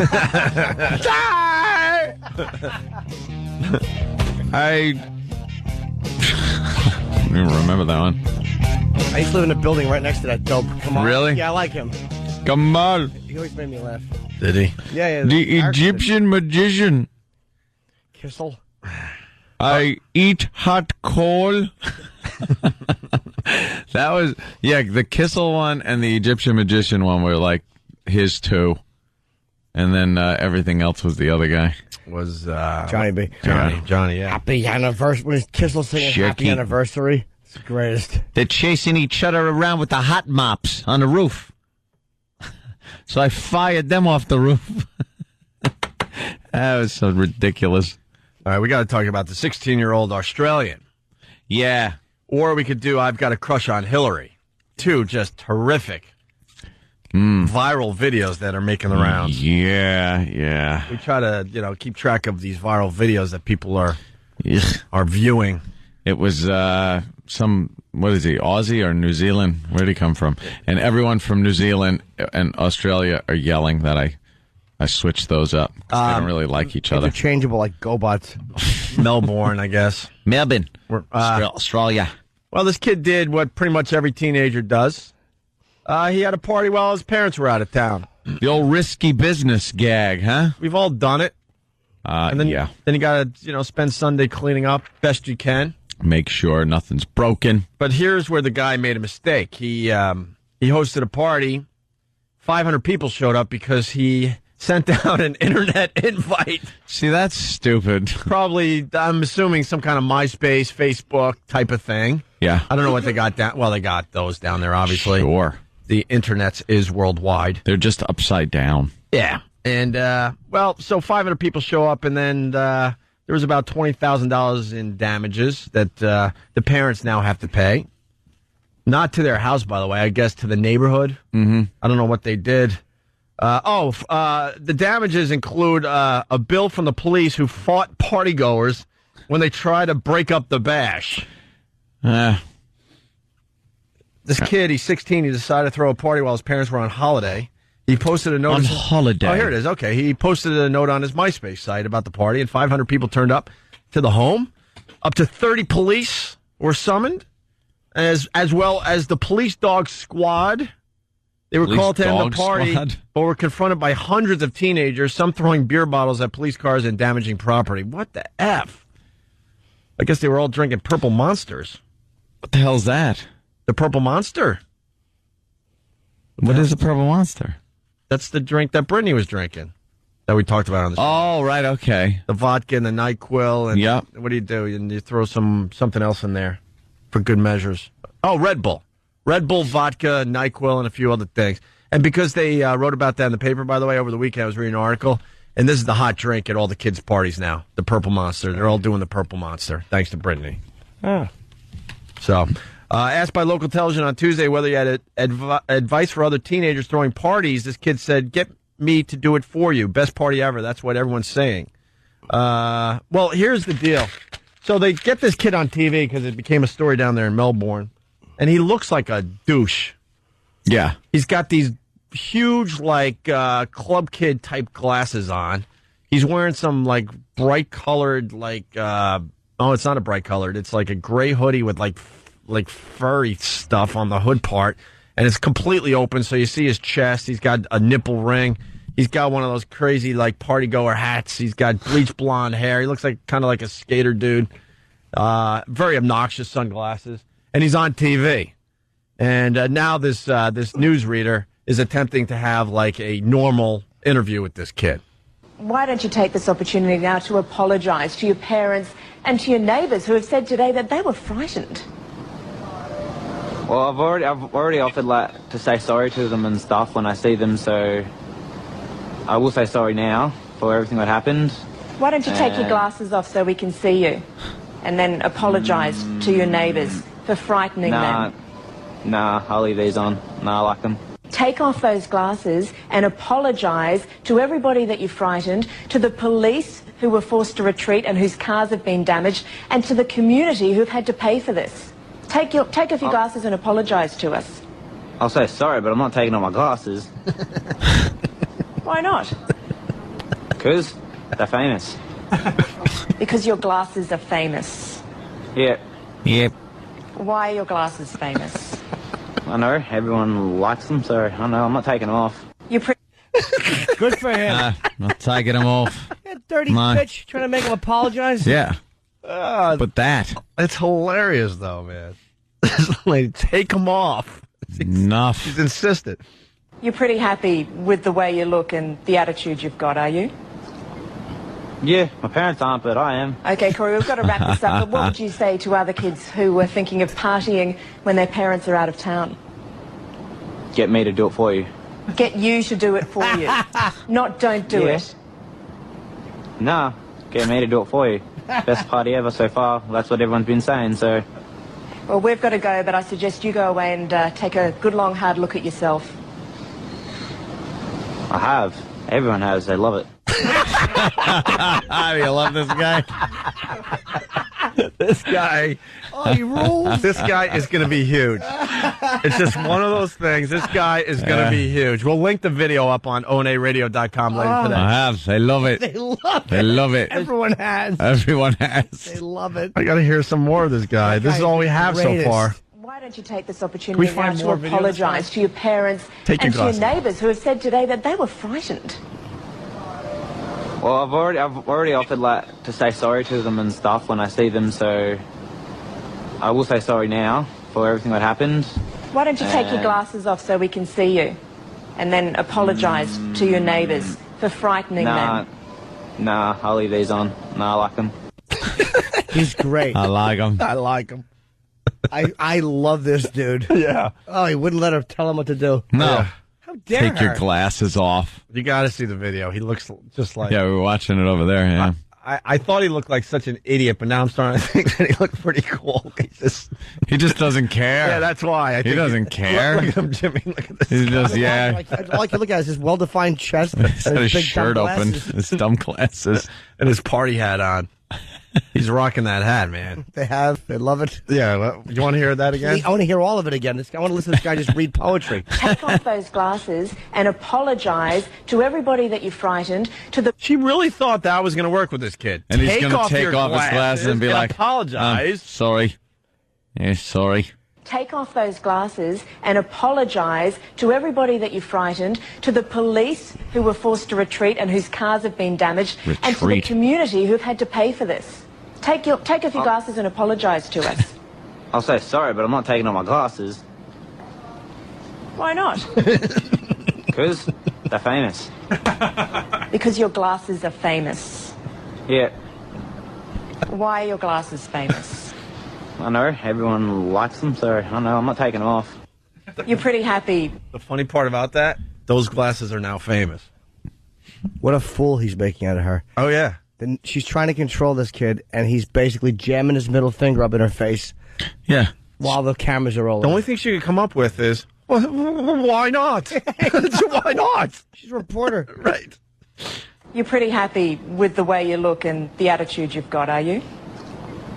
Yeah, my parents aren't, but I am. Okay, Corey, we've got to wrap this up, but what would you say to other kids who were thinking of partying when their parents are out of town? Get me to do it for you. Get you to do it for you. Not don't do it. Nah, get me to do it for you. Best party ever so far. That's what everyone's been saying, so... Well, we've got to go, but I suggest you go away and take a good, long, hard look at yourself. I have. Everyone has. They love it. I love it. Oh, When I first saw this video, I hated this guy. Now I completely turned, man. I'm all about this kid. Not only I have, but everyone has, and they love it. They love it. Kid's a sensation. Really? Don't even try. All right. Well, that's going on today. And then the other video that kind of caught our interest was this kid. He's kind of doing like a... Wait, hold on. Travis just handed a... we got more on this kid? An update on this beautiful, beautiful dude. And by the way, he's only 16. I'm starting to think that there might be more video clips of this kid out there, that this might have been a story to the point where other news crews might have interviewed him. I'm hoping, anyway. Let's do a search. What do you got on this kid, Jimmy? Travis just handed... MySpace Party Boy offered promoter gig. He's been offered up to $20,000 as a promoter after his wild party grabbed the attention of global media. He's so far refused to return home to face the wrath of his parents, and instead is planning another party to be held somewhere in Nari Warren, which I guess is somewhere down there. I've got another big party in 2 weeks. I don't really want to go home. Going out with my mates and stuff, and don't want to go home. My mates. I want to hang out with him. Do we have his MySpace? Can we get that up? And can we get this guy on the phone, Steve? Let's get this guy on the phone. It's like Thursday down there or something. What day is it down there? It's Thursday. The weekend? It's 1 in the morning. I don't know. 1986. Kid's going to go watch Breaker Morant in the theater. The Road Warrior. What else you got? Is that about it? That's Jimmy? about it. Yeah, I guess they're going on the publicity of it. But what's his name? Oh, Corey. Yeah. It's all about Corey. Find his my MySpace, will you? Oh, God damn that game.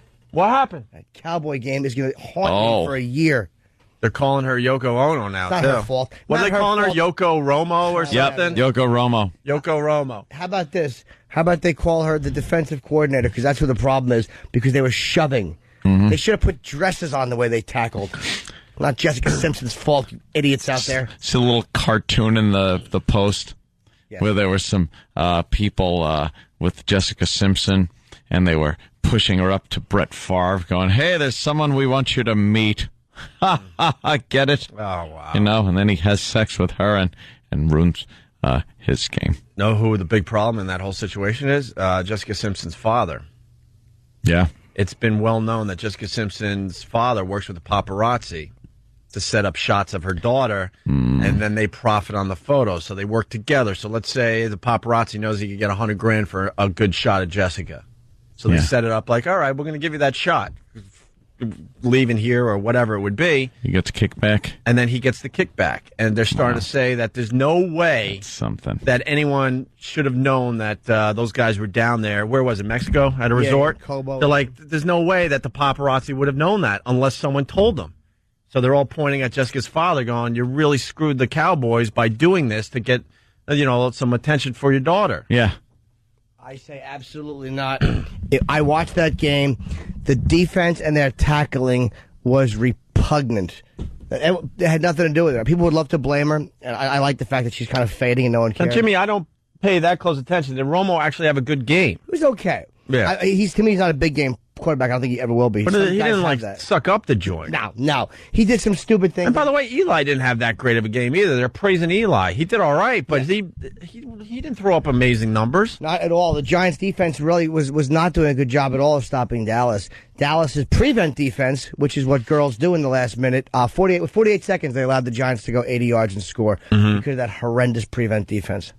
The conservative. Jaws are tight right now. I'm not a fan. Jaws are tight right now. He can't watch. I'm not a fan of conservative crap when it comes to sports. I'm a huge hockey fan. You got a team with a lead, and all of a sudden they just start dumping the puck and stuff. It's like, will you just keep playing the stupid game? Stop with this conservative crap. There you go. 9 seconds left in the half. 7. And they allowed that touchdown to score. Watching it on Fox right now. I am sick to my stomach. So who do you want to win now? I don't hate the Giants. I really don't. I mean, I've never been a Giants fan. I'm not either, but the way Dallas played, they deserved to lose. It was despicable.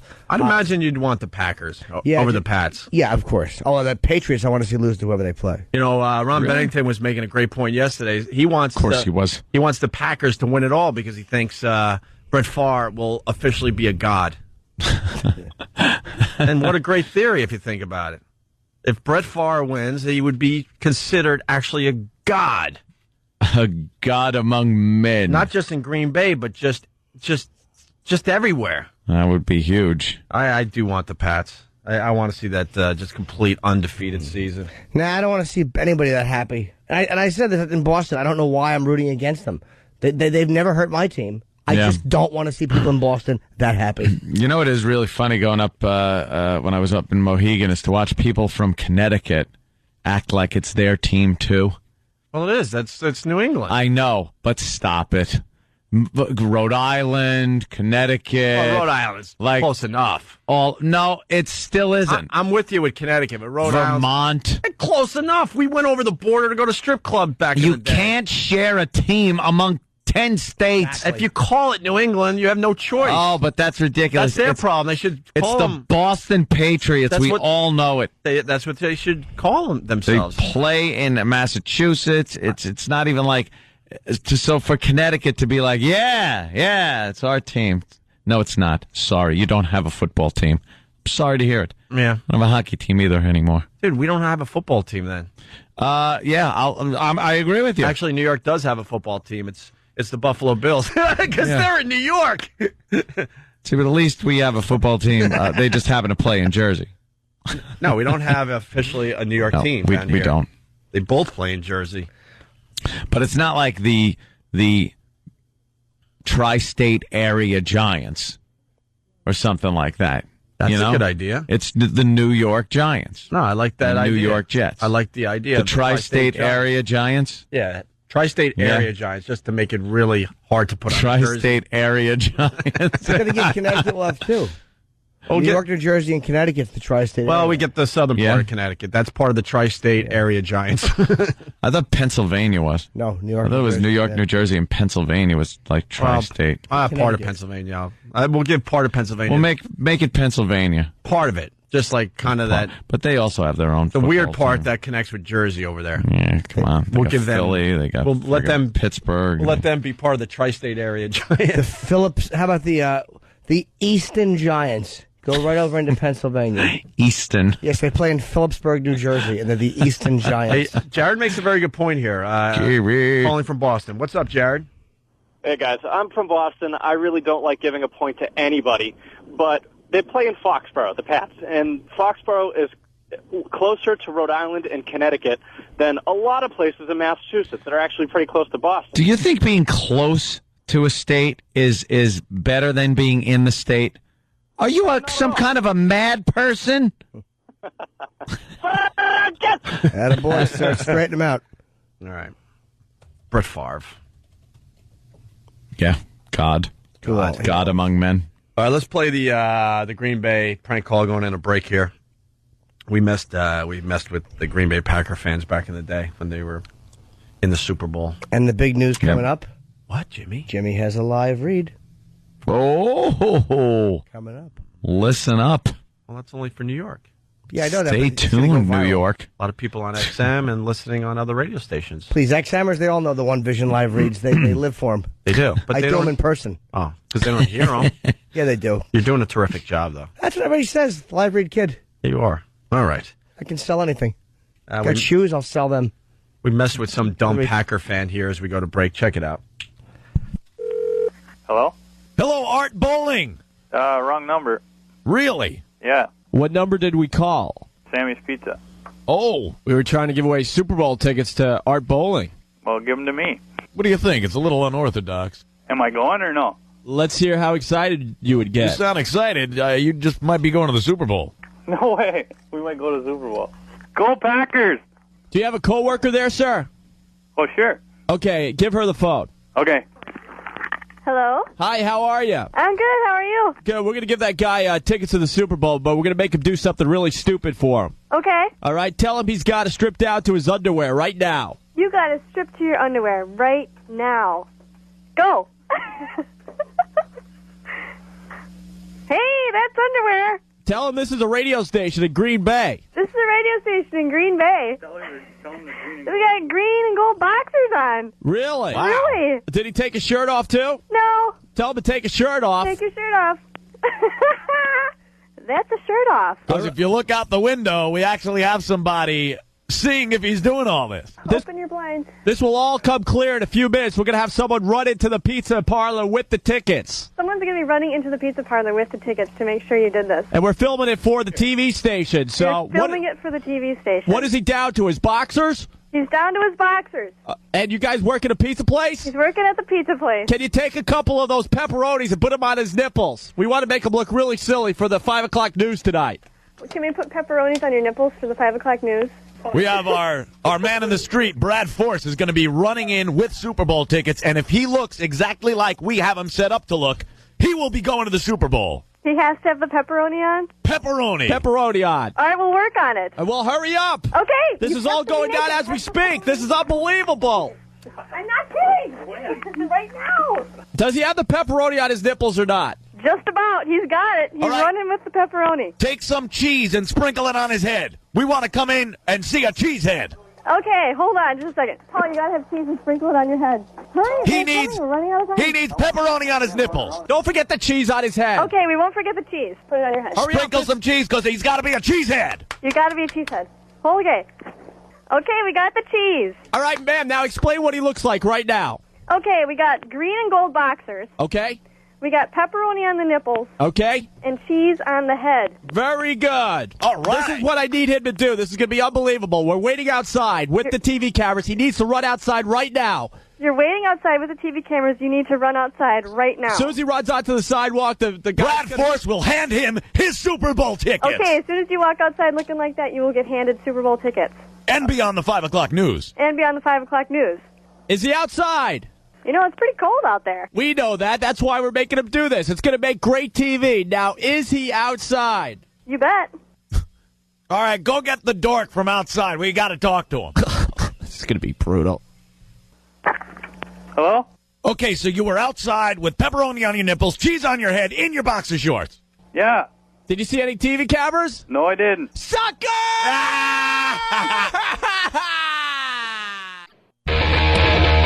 Moving right along. Locally, we just heard a commercial for Mythbusters. And it got me a-thinking. Yeah? They should do that sex Mythbuster that we were talking about yesterday. Which one's that? If, like, having sex before, like, a big sporting event helps or hurts you. They would be able to do that, too. Like using scientific measurements. That, I mean, you got to think they're running out of things to bust. Yeah. I don't think they've done that one yet. Get some really good athlete to have some really good sex, and then measure his performance with the sex and without the sex. Before and after. Good idea. Because yesterday we took a bunch of calls. Some people say that it actually helps you to have a lot of sex the day before a big sporting event. And others said that it makes your legs weak, so how could that help you? Yeah. Take something out of you. Speaking of sex myths, thank you, E-Rock. Something we didn't get to. We could get to it quickly here. And we got to do the I've Got a Crush on Hillary song. And is making its way around the internet. A bunch of sex myths. Here to dispel some of the biggest sex myths are iVillage's sex and relationships experts, Tracy Cox and sex therapist Ian Kerner. Good to have you both here again. All right, let's get right to it because we did an iVillage survey out there. And first question is, do men want sex more than women do? And what we found in our survey... What do you think the answer is? What do you think the answer is? Do men actually want to have more sex than women? I think so. Yeah. It's a bit naughty. I'll say yes. I say yes, too, because you're continually making you-know-whats. And just because of that, you need and want more sex. Yeah. Making what? You know, the little things. Yeah. That, Stuff. Stuff. Oh. The stuff. The... Spermatozoa? Spermatozoa is always produced by the body. That's why I talk to a young lady. It's the only way you can say that word. Yes, spermatozoa. It's the only way you can say that word. You're right, Jimmy. My body is, would you like to go to dinner? My body has been producing a large quantity of spermatozoa. Thought perhaps we could have dinner.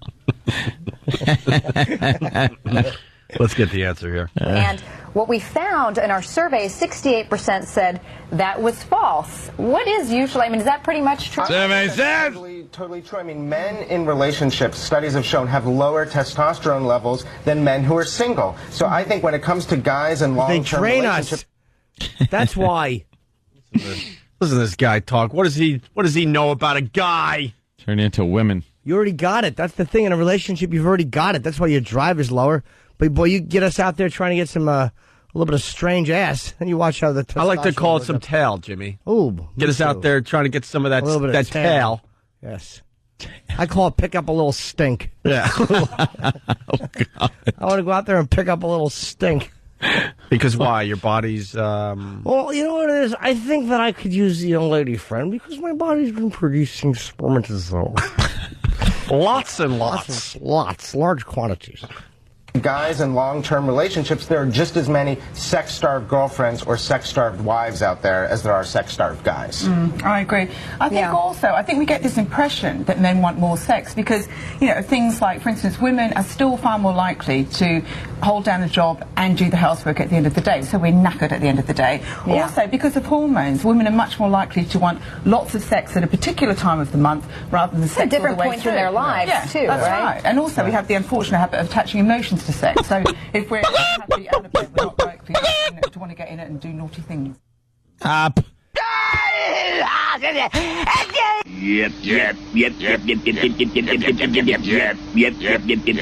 want more sex. Yeah, what are they babbling about? They just have to try to find a way to make it look like the gals are just as saucy and racy as the guys. Yeah. You're not.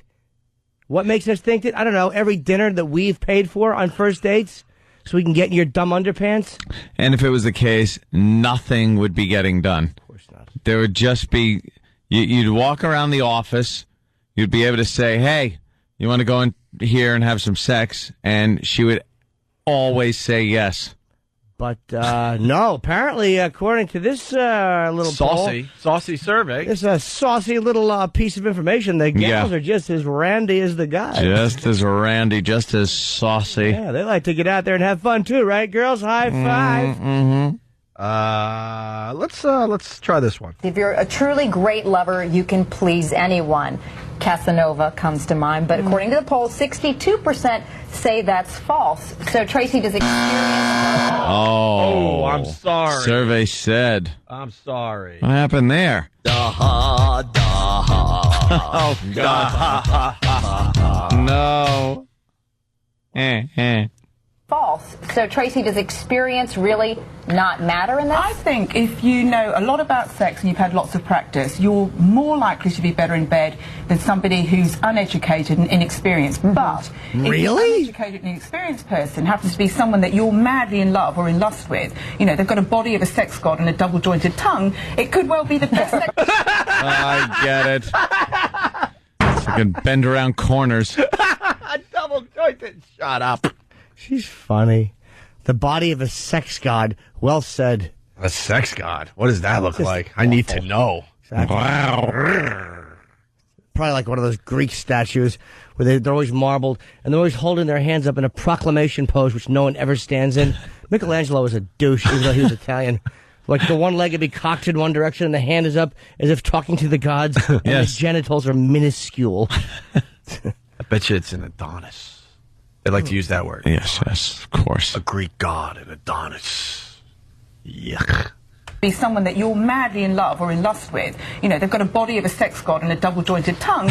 It could well be the best sex you've ever had. Yeah, cue the broads to laugh. Listen to the fake laugh there. It's like, wait, I think we're supposed to laugh at this. There's like a pause. With your tongue, it could well be the best sex you've ever had. It's all to do with perception in the brain. Having you two on is always fun. Is it? Why? Is it What's fun really? about it? Sounds like a real party. Wow. Having you two on is always fun. Is it really? Yeah. Sounds like an unmissable blast. Whoa, we're going to some dangerous places with our show this morning. Double jointed tongue. Whoa, don't know what they're going to say next. If he's got a double jointed tongue or a cleft palate like a third world child, that'd have been great. Or a cleft lip would have been funnier. They look worse. Whoa, slow down. Having a little fun. Ooh, don't want to go too far with it. Hey, easy. Whoa, hey. Double jointed. Oh, she really likes little tongue action. Easy there. Let me tell you. Let's try this one. Happy couples have good sex most of the time. Here, though, 69% say true. Makes sense, right? Because, if you're in a happy relationship, you're probably having better sex, right, Ian? Absolutely. I think if you're in a good relationship and you're having sex, it's kind of like ordering in good Chinese food, you know? It's Is it really? Well, the smell. The smell. Are you going to use the pizza thing next? Well, I want to hear how it's like ordering good Chinese food. Do you really? Maybe a want little old man brings a woman on a bike in the rain and carries her up, and it's all spilled over. Leaky? The soda spilled all over her. Yeah. You get a leaky woman. Your fingers with stink when you're done Chinese eating. food. Great. Get a fortune cookie comes out when you're done. Yeah. Little strip of paper with some knowledge. Exactly. Logic. Tells you to get venereal disease tested. Let's see how this guy ties in Chinese food to good sex. Better sex, right, Ian? Absolutely. I think if you're in a good relationship and you're having sex, it's kind of like ordering in good Chinese food. You know, it's fast, it's convenient. Yeah, but that can be too comfortable at some point, too. It's comfy, but it still tastes good. And, look, maybe... Why is this guy talking about heterosexual sex by using words I know. like comfy? And you could hear it. He sounds like AJ Poopy S. Yeah. No guy uses comfy. No. Especially when it's about sex. Well, it's kind of like ordering. He should have been accurate. It's kind of like ordering Chinese. Is someone stands behind you with an egg roll while you bite a pillow? That would have been a little bit more accurate. You have hot mustard on your back. Finished. Some point, too. It's comfy, but it still tastes good. And, look, maybe the fortune cookie. The fortune's not really going to come true, but you still look forward to it. Good sex equals good Chinese food. Okay, remember that one. Well, I don't know what to say about that, so I'll just uncomfortably laugh at the end of this. Nothing funny about that at all, ever. Want to try another one? Okay. Oh. All right, here we go. Next myth is sex shouldn't be planned. It should be spontaneous, or it indicates something is wrong. 74% say that that's true. They agree. Sex shouldn't be planned. It should be spontaneous. But, hey, look, on the female side of things, Tracy, as you mentioned, you got kids to look after, your career maybe, dealing with dinner, everything. So I think if you expect to be spontaneously turned on by your partner 10 years and 2 kids in, on a regular basis, you are stark raving mad. You are kidding yourself. I mean, so it's not anything, there's nothing wrong with your relationship if you have to plan it. That's right. Spontaneous sex is usually good sex. I thought about that one. Because they bring that up a lot, where you make an appointment for sex with your wife or your girlfriend. Wow, I don't know if that. How does that work? Planned sex. Sex sucks, right? An appointment. It's got to kind of be that you're feeling it, she's feeling it, and you go. You both meet each other in the bedroom after your baths. Right. Horrendous. Hi, I'm gonna go take a bath and light the. Are you really? I understand people, their lives get very, very busy, but when it gets down to planned sex, that's a little weird, because you know that someone's not going to be into it. I've watched so much porn. Planned sex, I'd rather just eat. That would do nothing for me. I'd rather have a planned eating, session. Planned sex, I don't get it. Penciling it in, that's horrendous, right? Yeah. Friday night, it's all night. 8 o'clock, we can start. Yeah, can we? Little date night at home. Ooh, I'm gonna put on the lingerie. We're gonna lay the Rugrats down, and we're gonna get crazy with. Shut up! It's awful. Let's go in the car. Get a Hummer in the car real quick while the kids are sleeping. You both have carbon monoxide poisoning. If you're into it, you can always figure out, time to have sex. You don't have to plan it or write it down. Throw the kids in the closet. You could go for the old quickie. Of course you can. Yeah. Right there in the kitchen. Sure. While she's feeding the baby, she's spoon feeding the baby.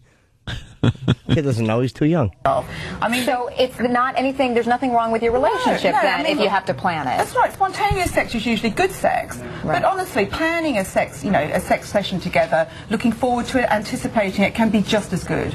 But where there's a will to have sex, I think there's also a way. And if you're... Why is this guy talking? Where there's a will, there's a way. He means in restrooms. Yeah, and he means William.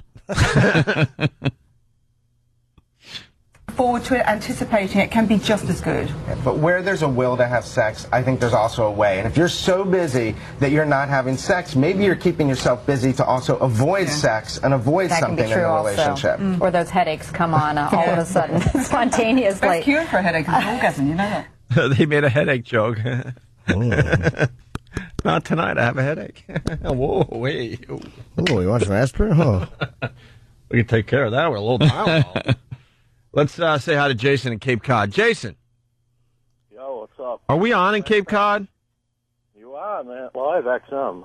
And you're on Pixie 103 or something like that. Yeah, I tried for a gig. I tried for a gig at Pixie back in the day when I wanted to live in the Boston area, and then decided I wanted to live in the Cape Cod area, and they laughed at me and said, "Go home." Really? Oh yeah. And I just wanted like a little startup job in radio. At the Pixie? Yeah. Wow. Still playing the 80s tunes here. Right on. So what do you got, Jason? Planned sex only works when you're banging your Brazilian girlfriend behind your wife's back. Exactly. Good point. And Jimmy, I don't know why you hate the Patriots. You're always digging on the Patriots, the Red Sox. Yeah, Jimmy, what's wrong with you? Hold on, I'll tell you why, dude. The Red Sox. Hold on. Patriots were horrible for so long. Yeah, I know they were. Red Sox were horrible for so long. Yes, I know they were, and my family knew the owners before the Crafts, which were I Jack something. I don't remember who owned it before. But my family knew them well. My aunt and uncle. I don't like the Red Sox because they're rivals to the Yankees. You know that. Come on, man. You guys hate the New York teams, and I don't like the Patriots because they're just the most dominant team in football. And I don't like to see anybody feeling that good about their team if it's not me. Makes a point. Seems like you hate Boston a lot. Well, I don't hate Boston. It's one of my favorite cities. I've said that 1,000 times on the Jimmy air. loves doing comedy in the Boston area. Boston chicks bang, too. They're the greatest. Philly I have issues with, but Boston chicks, hello. But by the time you're done saying how are you, their scarf is off and they're on their back, their feet lifted. And what do the Philly chicks say? What's going on? You're right, Hey, what's going on? No, I'm tired. What's going on? But we went out 8 times. Jimmy bases whether he likes the city or not on the women. It's hilarious. He hates Philly because they don't put out. They never put out. I might have banged one Philly chick in 39 years of life. What about Cleveland? Wow. Amazing. Love Cleveland, right? Amazing. What about D.C.? Not enough experience. A couple of the ones I've hooked up with are dirty Southern girls from Virginia. So it's not a good city, then. It is a good city, but I haven't been down there enough. They carry razor blades in their mouth. Spit them out and slit your throat. All right. D.C. All right, Jason. Oh, he was talking about planned sex. I'm sure he had a story, but oh well. You want to do another one here? Sure. Okay, this is going to be an interesting one. Next myth: men sleep around more than women. Okay. Yes. What? If she thinks that's a myth, I'll spit my gum in her face. It has to be true, right? Of course it's true. Men sleep around more. Of course it's true. Why would that be, Jimmy? Because we just do. Because we I don't know, haven't had a steam. But we do. We sleep around a lot more than women do. Next myth: men sleep around more than women. Okay, this one is a little bit closer. 53% saying false, 47% saying true. And I guess the real question is, how do we really know? Because the numbers, I think men tend to kind of up their number. Women underestimate. So but we're living in the age of casual sex and the booty call. In the first episode. Oh, well, this guy just shut the F up. He is really trying. Comfy booty call where there's a will, there's a way. What a fruit. Where there's a yam bag, there's my face. That's what he ought to say.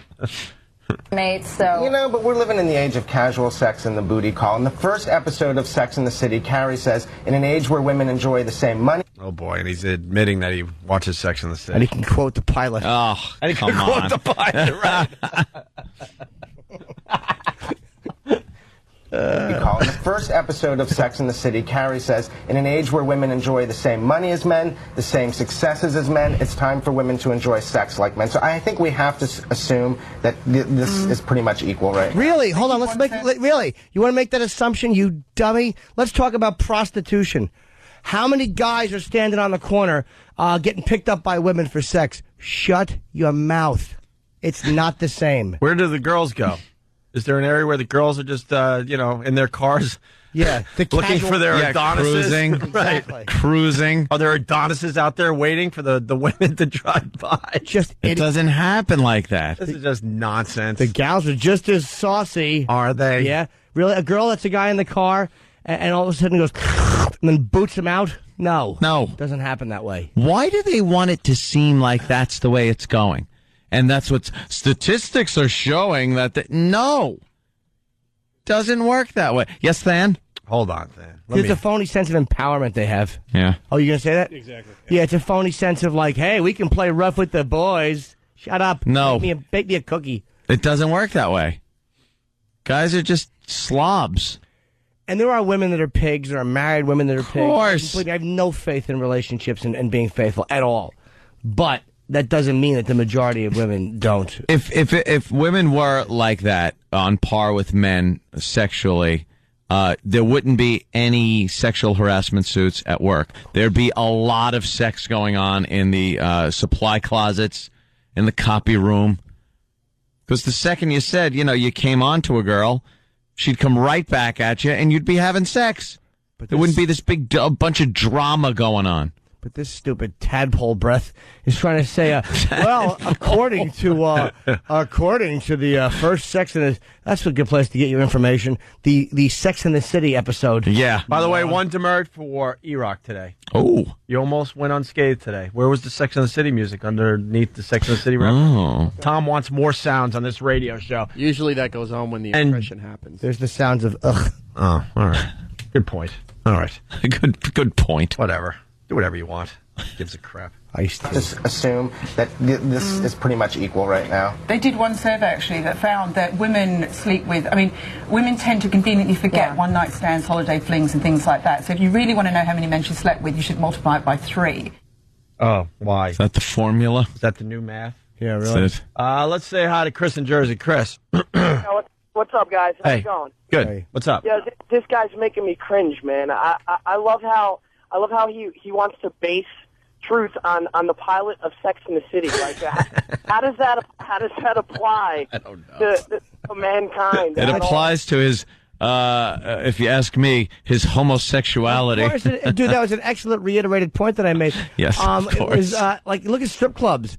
I mean, they have, like, the guys' night, but it's all geared towards men going to look at women because they want to have sex with them. Mm-hmm. There's not a million strip clubs with men dancing. Women show up and drink on their lunch hour. Yeah. It doesn't stop. They go out in a big party with the girls and Yes, they something like laugh. that, but it's not just guys working, grabbing a beer so they could just look at a couple of cans Yeah.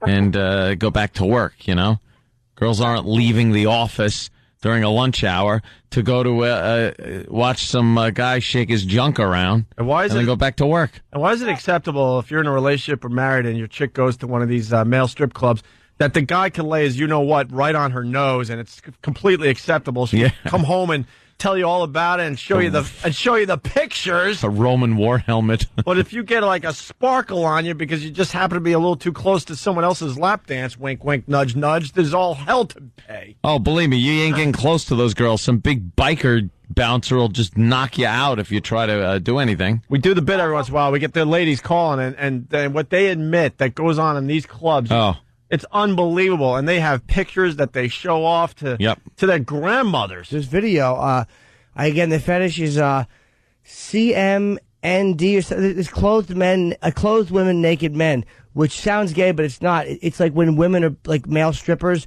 and the women who are doing filthy things with them. It's really hot that these women who are just dressed like regular girls are filmed doing like. I've seen a couple of those videos So hot, online, man. and I'm trying to figure out if it's real or not. It looks like it can't be fake. Some of the women are because some of these are like ants. They can't dress up an ant to be like You know what I mean? Like just a regular aunt, like they're shown in these videos. What will happen is there'll be a group of women, like it's a strip club, and a guy will be up there dancing, and a lot of times he'll have a big towel. So the girl comes on, everybody's clapping, and these are not strippers, these chicks, these are regular girls. And the guy holds the towel in front of his crotch, and the woman kneels. And just goes to town. Pull his junk, and she'll like lick the whipped cream or whatever, and the camera's filming it from the side, but the audience can't see it.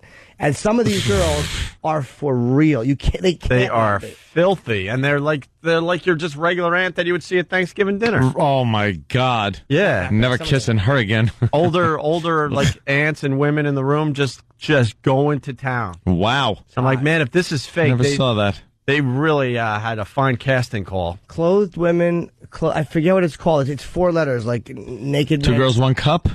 No, that's a fetish I'm familiar with. I actually want a contest to balance the cup of my forehead. Like a seal. What's it called? E-Rock, could you look that up? All right, yeah, we'll find out. We'll I know exactly what it is. I know the people. If you want them in, I'll have them come in. Yes. We'll get one up on the screen. Scroll. And we'll take a look at it. Scroll. His thumb. I want to cut Steve's thumb off so he can't scroll, and then just watch him try to communicate. Steve, what's today's date? I don't know. I don't have a thumb. All right, let's do the last one here. Men are always ready for sex. Yes or no? CFNM. Clothed female, naked male. Always ready for sex. You can't use absolute terms like that. Of course, men aren't always ready. First of all, the term men. Look at this. The hell's going on there? View the trailer. Look at that. Jesus H. Christ. That looks like it could be just your aunt, and she's grabbing hold of something. Yeah, she really is. enjoying it. She's got a mitt full. As everyone else is freaking out and taking pictures and stuff, and holding the guy. And this is like, you know, the women will come home and tell you their stories from these places. Oh, they dance around a little bit. They do this. That's like just going to a regular strip club with a girl and using your hands. Yeah, and then going home and telling your chick about it. Like, it was no big deal. That's all right. I was filleting trout. Right. Don't mind that. Here's the face? All right, they're getting the preview video up, but first, the last one here. Men are always ready for and want sex. 61% say that's true, but you two are kind of split on that. Well, What's I mean, the split? I do think in the end that male sexuality is a little more like a light switch. You know, we can go from turned off to turned on pretty quickly, and women are on more of a dimmer, and it takes a little more, you know. You need the build. How would you know? Dimmer. Turned on pretty quickly, and women are on more of a dimmer, and it takes a little more, you know. You need the build up. Yes. Yeah. Yes. I think this perception that men are like vibrators and you can just plug them in and expect them to perform on cue is absolutely ridiculous. I think if he's 17 years old, yes, but I think work, stress, you know, arguments, they all take a toll on his sex drive as well. God. Look at this. Look at this preview video. That's a porn party, though. That's not the videos I'm talking about. Oh, right, yeah. That's a porno thing. Yeah, the that other isn't ones, one of those. The other ones look like it's in a like a VA hall or something, and it looks like it's someone's boring birthday party, and they decide to spice it up. This looks too like kind of polished or whatever. Yeah, look up CFNM, please, Iraq, before you get slapped. It's the only way he understands. All right, we're going to take a quick break here. And what, Steve? Why? Australian kid wants to talk, but the international calls won't go through. We could get him on. Figure it out. Can't we call him? Yeah, I have been. We've been trying to call the back office for the past. Why can't we get the calls through? International calls. I don't think these phones make international calls. We've tried half a dozen times to make these calls to him, and we've tried all these different country codes. But he wants on, right? Yeah. It's this guy. We're going to link this video later today on onaradio.com, but it's this guy who threw a house party. The police are asking for $20,000 in damages because they had to fight off the party goers. 500 people showed up. He's just a kid, 16. Sent out an invite on his MySpace, and the party got out of hand. And he's a sensation down there in Melbourne, and he was on live TV. Take off those glasses and apologise to everybody that you frightened, to the police who were forced to retreat and whose cars have been damaged, and to the community who've had to pay for this. Take off your glasses and apologise to us. I'll say sorry, but I'm not taking off my glasses. Why not? Because they're famous. Because your glasses are famous. Yeah. Why are your glasses famous? I know, everyone likes them, so I don't know, I'm not taking them off. And then this. You're pretty happy with the way you look and the attitude you've got, are you? Yeah, my parents aren't, but I am. Okay, Corey, we've got to wrap this up, but what would you say to other kids who are thinking of partying when their parents are out of town? Get me to do it for you. Get you to do it for you. Not don't do it. Nah, get me to do it for you. Best party ever so far. That's what everyone's been saying, so... Well, we've got to go, but I suggest you go away and take a good, long, hard look at yourself. I have. Everyone has. They love it. I love it. Oh, my God. I think this kid likes himself. He's the greatest, dude. The fact that he would say that to that dumb reporter. Oh, yeah. Everyone, he's a sensation. Take my your favorite, glasses off. Every time I listen to that, there's a new favorite part, but my favorite part right now is, well, why not? Yeah. Just all Why not? topic. She couldn't figure it out. Wait a minute. Why not? I've never refused. Right. Why not? We're trying to get that kid on the show before we get out of here Young for today. Yeah, and then we'll also try to sneak in the I've Got a Crush on Hillary. I want to hear that song. It is Viral? beautiful. Huh? Is it viral? Yeah, well, it's a bit. Kind of sounds like Blink 182. Kid's very nerdy. He's got a crush on Hillary. I don't want to be with a woman who likes men. Okay. Opie and Anthony. Got to get right back into it. Opie and Anthony. We got Corey on the phone, live from Melbourne. Melbourne. Melbourne. Melbourne. It's called Melbourne. We've been playing his clip all morning long here. Let's say hi to Corey. Corey, what's going on, man? Oh, not a lot. How are you guys? You're a big international star today, Corey. That's I am. I've been getting media all over the world. This is fantastic. Yeah, we checked out your video on Break.com. Actually, it's on the front page. And Has it made Break? I love that site. You like Break? I do. I love it. And it's moving up there on YouTube as well. And I didn't know what to think of the clip when I first saw it, and now I love you. But let's make it perfectly clear. You are an a-hole, but I love you for it. Oh, absolutely. Look, I gave that show the respect they deserve. Oh, that woman was so. In tabloid journalism in Australia, that show is. Yeah. I just let them do it, you know. She was so pompous. The contempt they deserved. When she was trying to get you to take your glasses off, like she couldn't believe you told her no. I know. She was dumbfounded. She just wanted me to tear up and cry for the camera. Yeah. I wasn't having any of that. No, I don't think that was I happening. wasn't having any of that. Hey, did you hate her guts? Oh, absolutely. I mean, how could you not? Corey, just because we got people tuning in for the first time today, this video is basically you on live TV down there in Australia. You threw a house party. You sent the invite out on your MySpace, and 500 kids showed up. You're only 16 years old, and the party got pretty wild. It's not my fault it got out of control, is it? Oh, I don't care. We've all been there, is what I'm saying. Yeah, I invited a few friends. You know, they all invited other people, but I was inside. You know, I wasn't throwing bottles at cops. So what happened? The cops showed up, and then these people started just throwing. Heaps of hundreds of people out on the street. You know, neighbours called the cops. The cops just showed up. They were everywhere. They even sent in helicopters. Can you believe that? For what? Helicopters to a teenage party. Apparently, they're charging me $2,000 for that. You have to pay for the helicopters. I know. Jesus Like, what Christ. do they expect to do with helicopters? You know, this is crazy. Hey, did you have to face your parents yet? No. I'm still in hiding. I can't say exactly where I am. Are you still somewhere in Melbourne? Somewhere in Melbourne. Okay. What do you have you talked to them at least? Like, what do you expect to happen when you go home? Look, I've seen them on TV. I haven't talked to them. I expect they'll ground me for the next 50 years. Now, did you get along with your parents before this party? Oh, you know, from time to time. It wasn't so great when I got the nipple rings put in, actually. But Right. They weren't happy about that one, huh? They were prominently displayed during your interview too. What made you? What compelled you to keep your shirt open during the news interview? Baby, have you seen my abs?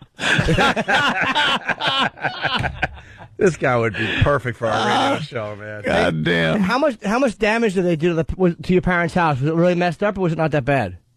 You know what? I can't remember. I haven't been back there much. He just fled the area. It's just a burned out husk of a house. Was there a lot of drinking? I do remember it was pretty bad, but the extent of the damage, I can't remember. Was there a lot of drinking and drugging going on? Absolutely. I saw one thing. Why? I can't remember, you know? One thing on the clip I saw that was a little odd was some nude gentleman jogging down the street. What was that about? That happens in Melbourne all the time. Haven't you been down here? No, I want to go. That's like... You should get down here. Come to one of my parties, man, you know? It's really one international place. Also, I want to go. Yeah, also during this clip, they show a guy dressed kind of like a bandit, but he's completely naked, covering up his area there, running down the street naked. Hey, how many offers have you gotten? He said that you got offers like to throw parties now? Oh, absolutely. They're just pouring in, you know, too many to count. Are you going to do it? All over Australia. Well, it depends. I might, you know. For the money. Get me out of Melbourne for a bit away from my parents. But when did you blow off school? I beg your pardon? When did you blow off school? There's no way you still go to school. Well, it's actually holidays here at the moment. Ah. Oh, wait, you guys are... It's summer No or one's something. at school. Oh. Yeah, it's still summer, so... Summer there, holidays Opie. for a couple of weeks still. Wait, so you guys have Christmas on your summer vacation? Yep. Wow, that's so foreign. What time? Wait, what time is it right there? It's like 10 to 8. It's 10 of 9 in the morning on Tuesday here. It's 12:30 p.m. Wednesday morning. 12:30 a.m. Yeah. Oh wow! All right, Wednesday we're calling morning. you. Wow. My favorite line, by the way, that you said was when she said you should take a look at yourself, and you said, "I have." Everyone has. They love it. They love it. What a great way! You really did smash her in the face. You know, my sunglasses there. She was trying to act like your mom. They're famous. Yeah, I keep getting people emailing me asking for my sunglasses, you know? They are famous now. now. They're really famous. They were on TV. Oh, absolutely. How much you want for them? Oh, I don't know if anyone wants to make an offer. They're you know, priceless. I'll see what I can do. That and the hat. You look like you just got done partying. She couldn't believe you wouldn't listen to her. That was the beauty of it. She couldn't believe you wouldn't obey her. Like I said, I treated the show with a contempt it so clearly deserved. What are you looking to do with yourself over the next few years, you know? I don't know. With all these job offers, I'll have to, you know, see what comes up and, you know, see what jobs I might be able to take. Sort it out, huh? Have you been to the States or no? No, I haven't. Yeah, you're gonna be a sensation on the internet for a while now, man. You know that, right? Well, what's the craziest offer you've gotten? $2,000 for a party. $2,000 for a party? It's gonna get crazier than that. Oh well, then I better come to America then. Well, you better make a couple of videos because we want to hear you more. Yeah, make a video and we'll play it on our show. Well, I mean, these TV shows, this TV show I was on earlier. I mean, they're just running wall-to-wall me. I mean, it's just fantastic. And well, they should, right? Where can we find these videos? We'll play more of these on the show. There should link. Go ahead, sorry. Keep your eye on YouTube, and hopefully some more will pop up. Okay, we'll do that. Hopefully some more of my fans will put it up. Hey, how many MySpace hits are you getting right now? Let's see. I'm currently getting about 100 every 10 minutes or so. Wow. You getting any offers from hot girls and stuff? Are you kidding? have you checked out my comments? I mean, it's just incredible. What is your MySpace account? We'll give you the big plug. We're being heard by a lot of people right now. Well, actually, we set up a domain name. It's www.CoreyDelaney.org. How do you spell your C-O-R-E-Y or C-O-R-Y? C-O-R-E-Y. D-E-L-A-N-Y or A-N-E-Y? Delaney, D-E-L-A-N-E-Y. Okay, so C-O-R-E-Y, D-E-L-A-N-E-Y. .org. Yeah, .org. And that will get you to my MySpace. All right, very good. Yeah, there it is. All right. Where you'll find links to my videos and pictures of me and all sorts of stuff, and comments from my fans. And I'd love you to drop by. And also, I've been told actually that I have to say thank you to Dylan. Okay. Who's apparently your biggest Australian fan. He asked me to do that. I don't know why. Oh, okay. I think. Oh, man. Is that the guy with the blonde hair that shows up at the events? We see him sometimes. Yeah. Okay, yeah, we liked him. Wait. He comes to America every 6 months, right? Good on him. Yeah. Yeah, we know him. That's weird that we know the same person. No, wait. No, who asked you to say hi to him? Australia's kind of small, so. Hello? Oh, of course. There's a weird delay because it's we're calling way down there That's all right. and all that crap. And it's late. That's pretty cool. We kind of know the same person. All right, Corey. Well, make sure you say thank you to us on your MySpace. Yep.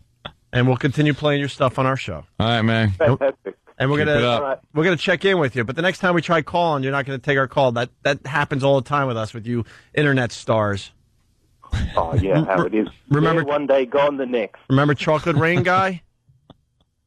I don't even know who he is. We got Chocolate Rain Guy on, and now he ignores us. Now he ignores us. North of the equator. Exactly. He doesn't care. Leave Brittany alone. We almost had that freak on our show, and now he won't return our calls. Well, he's a big MTV star or something now, isn't he? Is he really? He's an idiot. Oh, he'll be soon. I heard he was going to have a TV show or something. Oh, he should. They should just raffle off chances to beat him with sticks. All right, Corey, we're going to let you go there. All right, man. All right, Thanks man. for coming on. Fantastic. All right. Thank you. All right. There he is. Take care, man. Corey. We can't get enough of Corey. Oh, he's funny, man. He's a funny dude. Yeah, once again, I got You seen my abs? Jeez. David, I treated it with the complete contempt it It deserves. deserves. He's 16. Yeah. I love that dude. It's Why hysterical. don't you take this opportunity now to apologise to your parents and to your neighbours who have said today that they were frightened? Well, I've already offered to say sorry to them and stuff when I see them, so I will say sorry now for everything that happened. Why don't you take your glasses off so we can see you? And then apologise to your neighbours for frightening them. Nah, I'll leave these on. Nah, I like them. I like them. No. Can you please hear the last clip? Oh, you like the last One more time, the last one. It makes me so happy. The why not one? No, the real... the pause after he says, I have. Everyone has. All right, we'll play... You know what? What the hell? We'll play both of them. Take off those glasses and apologise to everybody that you frightened, to the police who were forced to retreat and whose cars have been damaged, and to the community who've had to pay for this. Take off your glasses and apologise to us. I'll say sorry, but I'm not taking off my glasses. Why not? Because they're famous. Because your glasses are famous. Yeah, Why are your glasses famous? I know. Everyone likes them, so I know. I'm not taking them off. She is so annoyed. She has to say, because your glasses are famous. And then finally, this is the one Jimmy loves. Love You're it. pretty happy with the way you look and the attitude you've got, are you? Yeah, my parents aren't, but I am. Okay, Corey, we've got to wrap this up, but what would you say to other kids who were thinking of partying when their parents are out of town? Get me to do it for you. Get you to do it for you, not don't do Yeah. it. Nah, get me to do it for you. Best party ever so far. That's what everyone's been saying, so... Well, we've got to go, but I suggest you go away and take a good long hard look at yourself. I have. Everyone has. They love it. I love it. To have confidence like that at 16 years old. Yeah. That's pretty amazing, man. Set. Oh, that's going to make me laugh all day. Yeah, absolutely. Funny. All right, we're out of here, guys. I hope you had All fun. right, man. Later. See you tomorrow.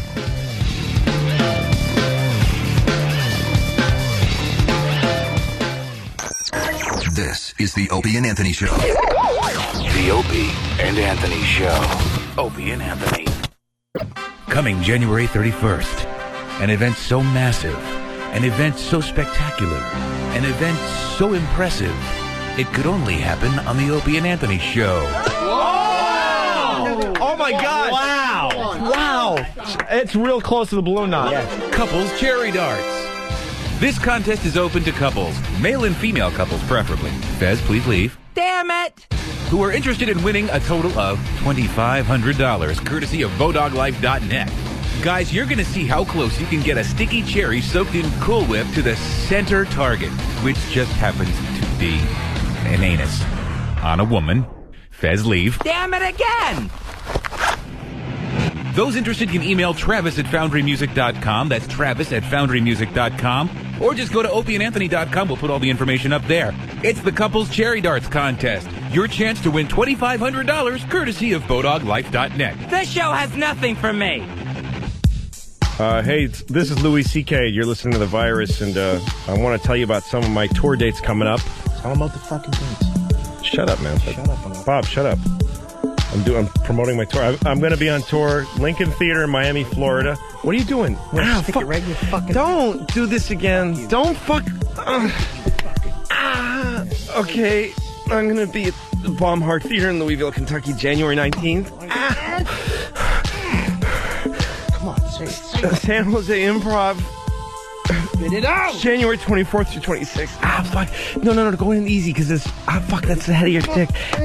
Fuck. Okay.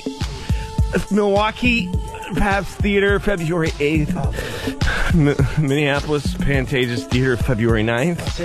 It's February 9th. Fuck, man, don't. It's going too far in my ass. It's going too far in. Seriously. Is this too far? Yes. Fucking Cleveland, Ohio, Friday, February 15th, the Playhouse Square. Thursday, February 14th, Buffalo, Center for the Arts. Detroit, Michigan, Royal Oak Music Theater. Fuck, Bob, seriously, don't, just come, because I can't take anymore. I'm gonna come, just say it. February 16th. Say it the 17th, say it. Levittown, New York, Governor's Comedy Club, February 29th through March 1st. I'm coming. Oh, fuck. Fuck.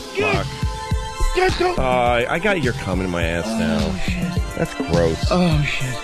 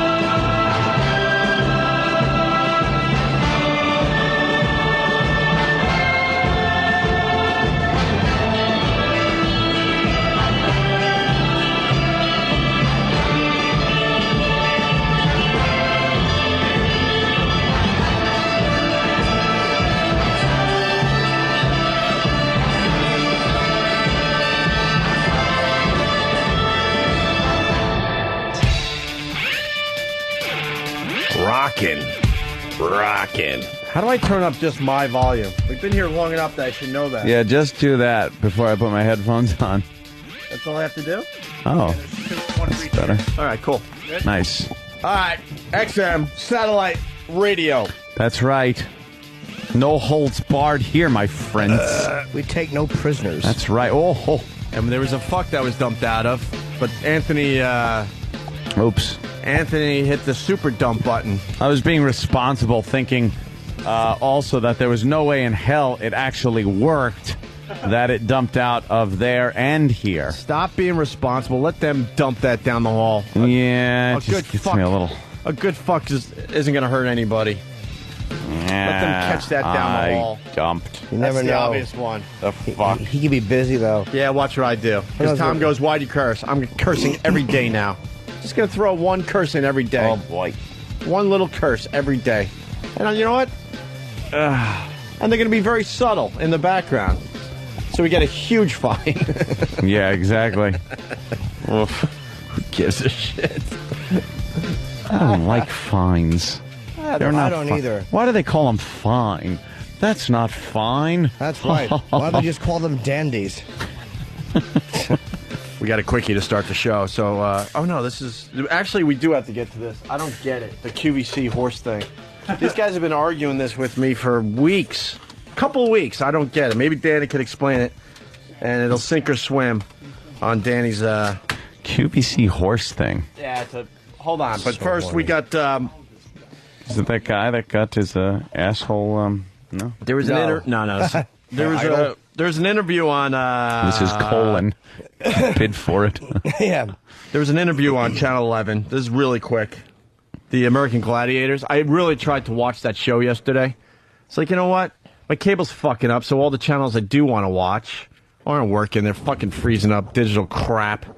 And the only thing that would work is this dumb American Gladiators show, for the most part, and some awful sitcoms. So I took a peek. Well, who would watch that? I watch that show every week. I didn't watch it. He would. I didn't watch it 15 years ago. I'm not going to watch it now. And it's the same show. They didn't even update it. No?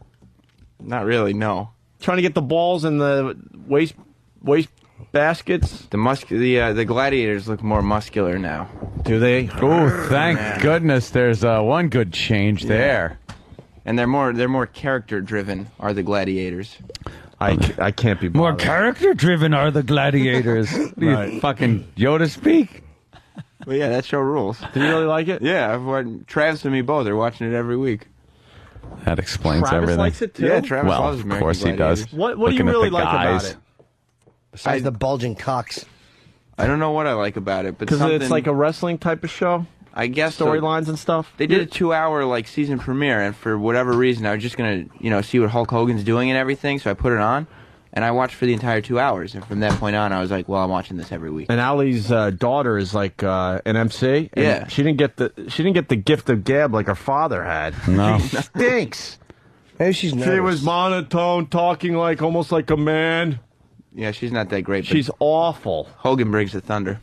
Oh God. Does he bring the thunder? Yeah. Travis, do you really like this show? Yeah, and like Sam, I don't know what I like about it. It's just fun to watch. And Why is it fun? You guys won't explain yourselves. Well, I mean, you root for your favorite person to win. They all have their little backstories.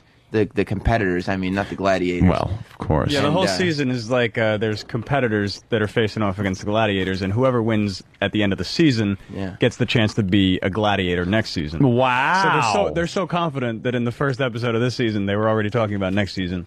Mm-hmm. It's already been picked up for a second season, though. They announced it. They sort of said that they're going to make more of these crappy shows. It's fun, though. The end, the Eliminator, it's great. Well, the Eliminator. Yeah. Remember that from 15 years ago. Still really good. Gladiators rule. The show is so ridiculous you can't help but laugh the whole time. I love it, David. Well, he says, I love it! Dave L. from Philly.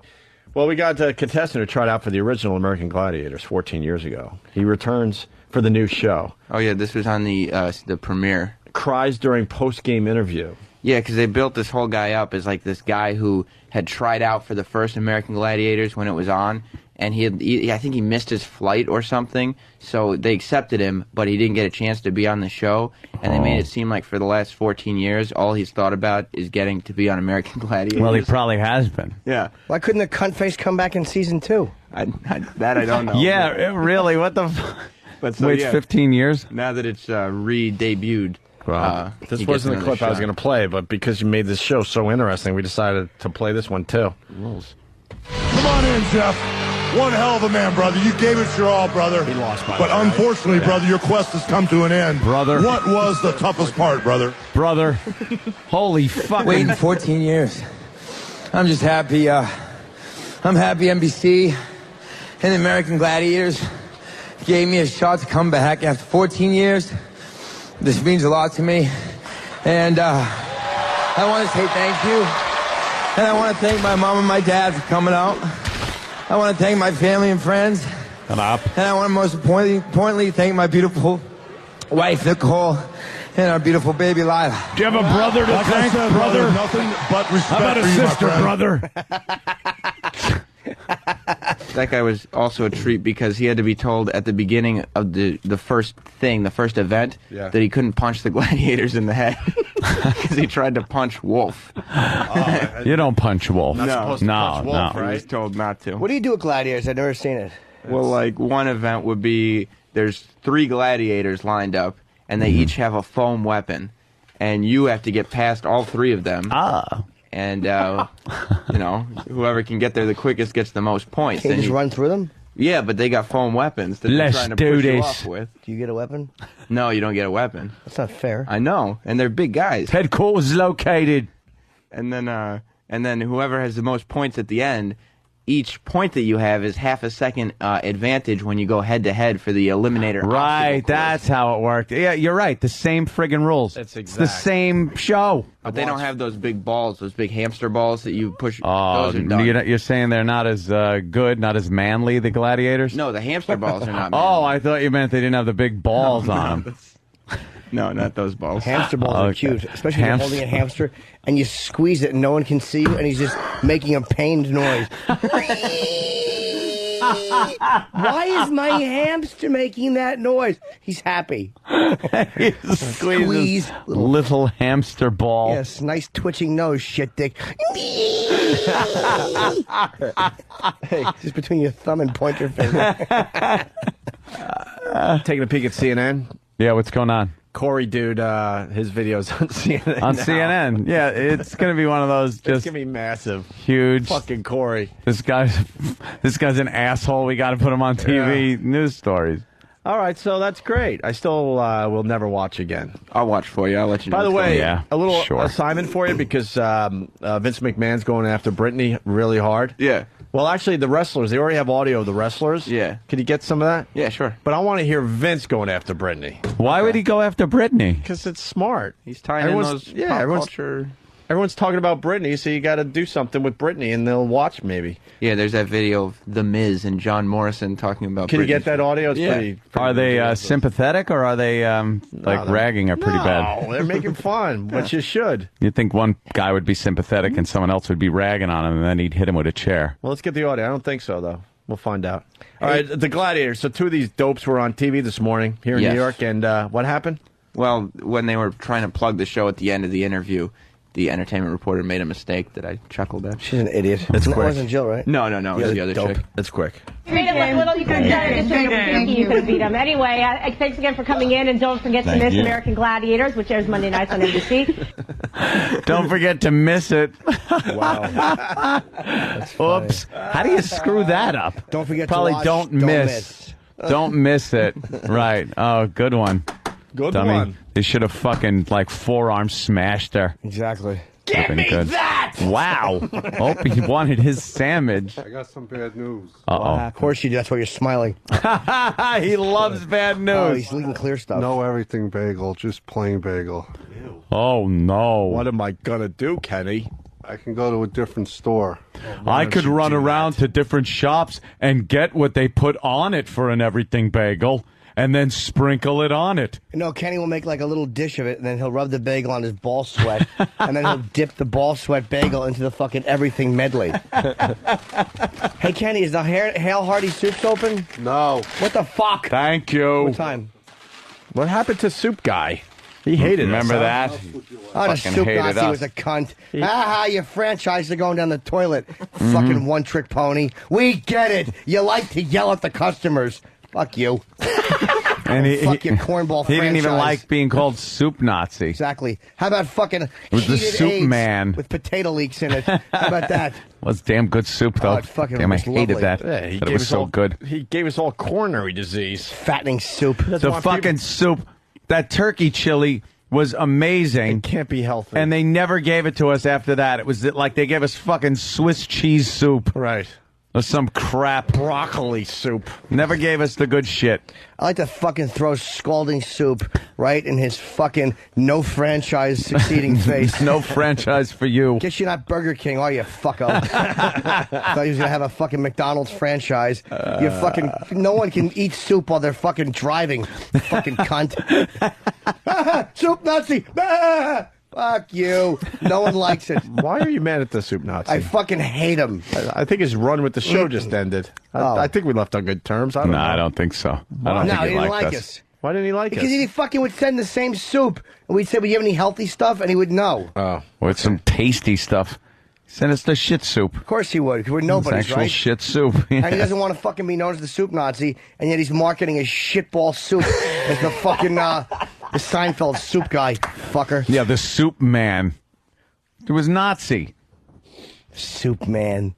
Hey, What was his name? Al something? I don't know. Soup Nazi. Yagana? Exact, Al Yagana. Something like that. Fucking shitty, non-memorable name. Mediocre product. Dallas from Boston writes, every Corey video on YouTube has shouts to O&A all over the comments. Nice. Thank you for the people that are doing that. Fucking for hot us water today. with two fucking shoes with socks in it. Oh, very good. This is shoe sock soup. Fuck you. Leave him alone. Hope they found fucking rat cum in his soup, and that's why his franchise didn't make it. Fucking, they found like human toes and rat cum. Rat cum. How do you find that? Because they squat In on the edge of the soup, and it's so good they jerk off into it. And fucking bed bugs in his hair. Why Fucking am I asking? drunk driver should end his life. All right, Sam. Bye. No more gladiator talk. Aw. Were you going to do the HSN clip? I thought Danny was all over this. No, that one was mine. Why? I don't get this. Why not? It's QVC guy uses teleprompter instead of rational thought, holds up a picture of a horse. Yeah. Why would we care? Well, so you play... Well, because if you read the punchline in the playlist, then the joke isn't as funny. Oh, shit. Oh, really? I Yeah. just fucked it up? No. That's what I'm saying. The punchline's not there. That's why it sounds like, why would you care? But because it's not a picture of a horse that he's holding up. Oh, okay. Well, don't fuck it up That's now. what yeah. So just play it? Yeah. Do you have confidence? Yeah. All right. Now, while we're doing that, let me show you something really impressive. That picture, remember the picture of the horse I showed you earlier? Well, here it is, blown up. This is a big horse. Look at that horse. The bushy tail, the big teeth, the hooves. Okay, my producer, Tara Cates, just told me this isn't a horse, it's a butterfly. Yeah, actually, it may in fact be a moth. But look at what the zoom did. I mean, you can see details in the antenna. You tell me that's not funny? It was funny if it was a picture of Hillary Clinton that was up. Yeah. So he thought he was looking at a horse, but it was a butterfly. Yeah, it wasn't even close to the right picture. They understand the difference, Sam. I want to back Sam up on this one because when you watch the video, what makes it even funnier is that he's not just looking like generally pointing in like the direction of this picture. Like he's physically touching it. Specifics. Yeah, and he's obviously it's in front of him and he's pointing to it at the camera and like he's circling like the moth's head and going, now look at that horse. And he doesn't know it's a fucking horse? What kind of a douchebag is this I guy? thought they just put up the wrong graphic behind him. No, okay. He's actually looking at it. He's physically holding the picture. Oh, what he a picked up the jerk-off. picture and put it on the desk, and he's holding it. See, Okay, he's holding up a big butterfly. He's looking It's off so to the obvious side it's of a the butterfly. camera. yeah. He's like, look at this horse. He's paying no attention to what he's doing because that's not a horse. Look at the detail. It's not even close to My a horse. producer's No. telling me it's a butterfly or a moth. Look, yeah, he's going, look at the head. He's showing the bushy tail of the horse. The bushy tail of the horse. That's a butterfly ass. What a douche. Yes. Holy shit. Jesus Christ. Oh, my God. What a dummy. Look at that. All right, I'm with you. Right. All right. Yeah, right on. Jesus.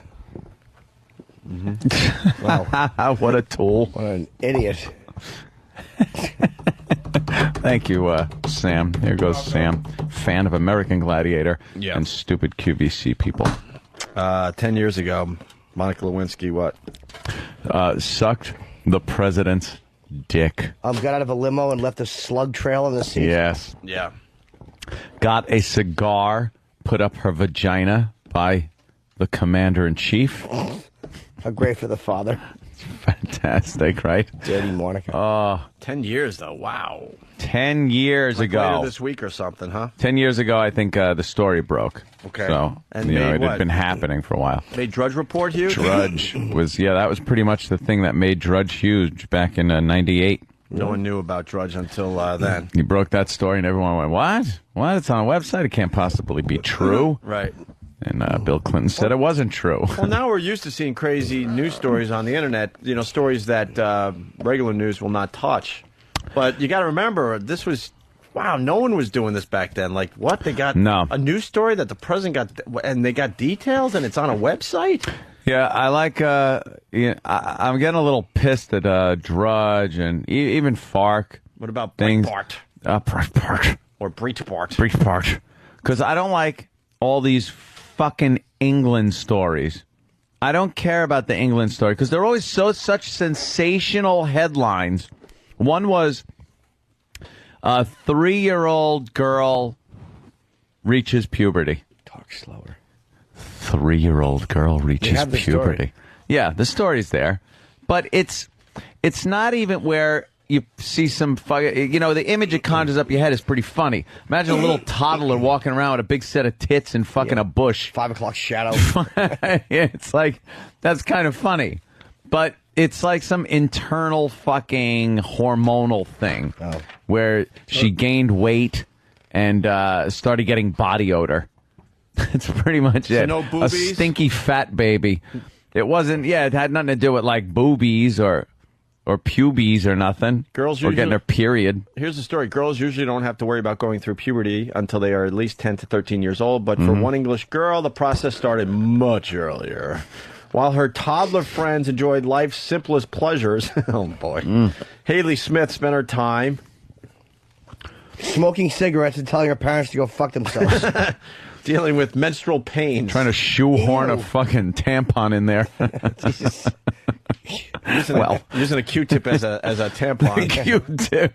Yeah, she was dealing with menstrual pains at 3 years old. She also had put up with other realities of puberty, including body odor, greasy hair, and mood swings. See, but no... That's stupid. Yeah, it's a hormonal fuck up. She has a little vest on. She's smoking. Hey, Carol. Hey, Mike. Yeah, Mike, Carol. After tests, they realized that her bone age was advanced. Yeah. There's something called a bone age. That happens with boys that go through puberty early, too. Their bone age is advanced. Come on, it's a dick joke. The condition in which puberty begins at an unusually early age, often due to abnormal production of estrogen, is thought to affect as many as 1 in 6 children under 10. Non-story. I'd have fucking 3-year-old with PMS, though. Fuck. Wow. They're intolerable at that age anyway. I thought it was the terrible twos that you had to watch out for. But Temper tantrum. 3-year-olds with their period, it's a lot worse. Jumps up on the couch and just leaves a nice little stain for you. Christ. What's wrong with your kid? Well, either she's toothing or her tits are sore. Swore. Toothing? Isn't that what you Toothing or her tits are swore? Did you just say teething? She's either toothing. Oh, you fucking rule. God, who does not love James Norton? Toothing. Swore. All right. I justifiably ran out of confidence immediately. Shitty joke. Anyway, going back to Clinton. It was 10 years ago, but he's in the news because some girl fainted at a speech he was giving. Yeah. Letting the tax cuts on the wealthiest of Americans expire, and by proven cost savings in the health system that everybody agrees are there. It'll work, and it's very important. I guess that's where it happened. Yeah. It's hot up here. Yeah. Okay. You guys got a question? Anybody here have a question? I'm like the Beatles. Did someone faint? Yeah, girl Did he address just it? keeled over. He just said it's hot up here. He wasn't too concerned. He meant himself. Yeah. Bulging, fat, liver-spotted dick. Used to run the world. Now he's got a fuck old donkey teeth. While she tries to get his old gig. Her campaigning coffee breath and her mullet. Go fuck yourself, Hillary.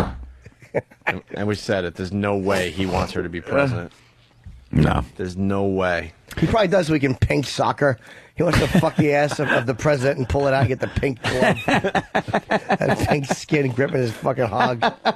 He's going through the motions, but he doesn't want to deal with that. To be the first lady dude. Yeah, that's all you are. That's the only reason he doesn't want that. That would be an embarrassment. Secret for Service name like Mother Goose or something stupid. It won't be like the presidential name, like Lightning Bolt. And Lightning Bolt is en route. And she'll get all the real security, and he has to Let's get First Lady security. He'll get First Lady security. But he gets one guy. Presidents get Secret Service their entire life, right? But even after they're out of office. So would he get that plus First Lady Secret Service? It's a little different, though. I mean, if I was able to get my picture taken with him at a book signing in a back alley, trust me. That's true. You were able to get pretty the close. Secret Service isn't the same as if you are still the president. Fucking Travis Bickle over there getting his picture taken in an alley. Yeah. I bet he wants to fuck her ass when she's president. Back to the fucking And when he pulls his dick out, it would pink sock like a slinky. It would look like a pink slinky being yanked out. God. Just sections of her fucking colon. She'd have a speech to give where she couldn't tuck it in fast enough. Just like leaving a big lump on the back of her fucking pantsuit. It would look like something a magician pulled out of his sleeve. Like a long fucking pink hanky. Just bulging up out of her fucking trousers. Slowly sucking itself back in as she gives a speech. It's coiling itself back up while she fucking babbles in her phony diction. I ain't seen no ways tired. I ain't seen no ways. It sounds like a clogged drain emptying. Her fucking pink sock being sucked back into her body. His seed in it. We got something after the break that's going to be really good from Cosmo. Wild sex questions. Yeah, I was reviewing a few of these. Some of Very these- fascinating. We could have a lot of fun with this. Wow. We'll get into this next. Stay there. Incest in the morning. Suppressed memories.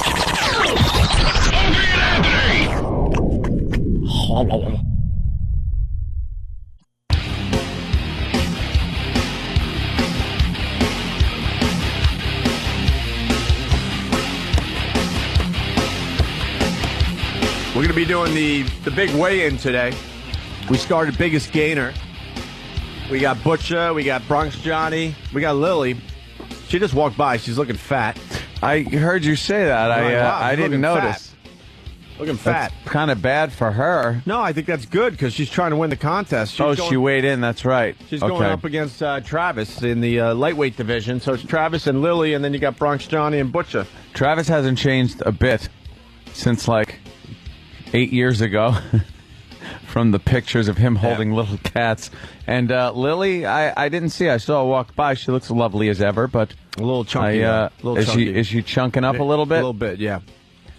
Maybe she's bloated. Maybe she's on her period.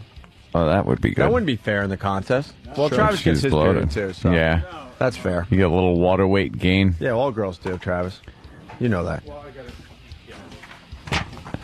What? I like the fucking beards going in this place. It's just hysterical to see you two talk. Hey, your beard's nice. Yeah, so is yours. I just picture them talking about their beards. That's all we say to each other. I don't know who has a fuller beard. It's crazy. Oh, it's fucking thin. Come on. Look at that. Than. Fuck that. Travis got a full beard, too. No, Travis Mine's has going about 3 weeks, but it's misleading because I just haven't shaved this part in a while. Yeah. Than does. That's yeah, the neck. grossest. I know, it's terrible. Are you going to trim it anytime soon? I'll probably trim around the. Than is the balling lip me out because he said he's going to start trimming the beard. It's maybe starting to look really fucked up, man. Just the parts that go into my mouth when I don't want them to. That's the most annoying part. Look like Sam Elliott. Sam When you Elliott pull the mustache. beard out, it's great.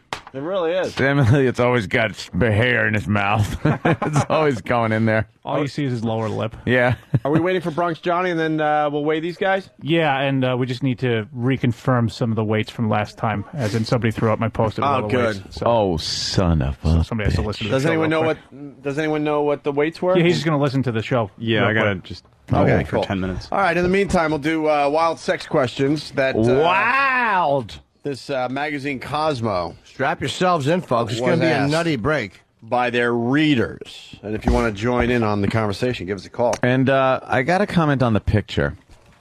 It's like feet. Footsies. Some guy and girl playing footsie. That woman's feet are awful. They are horrid looking. How can you tell? Because look at the toe.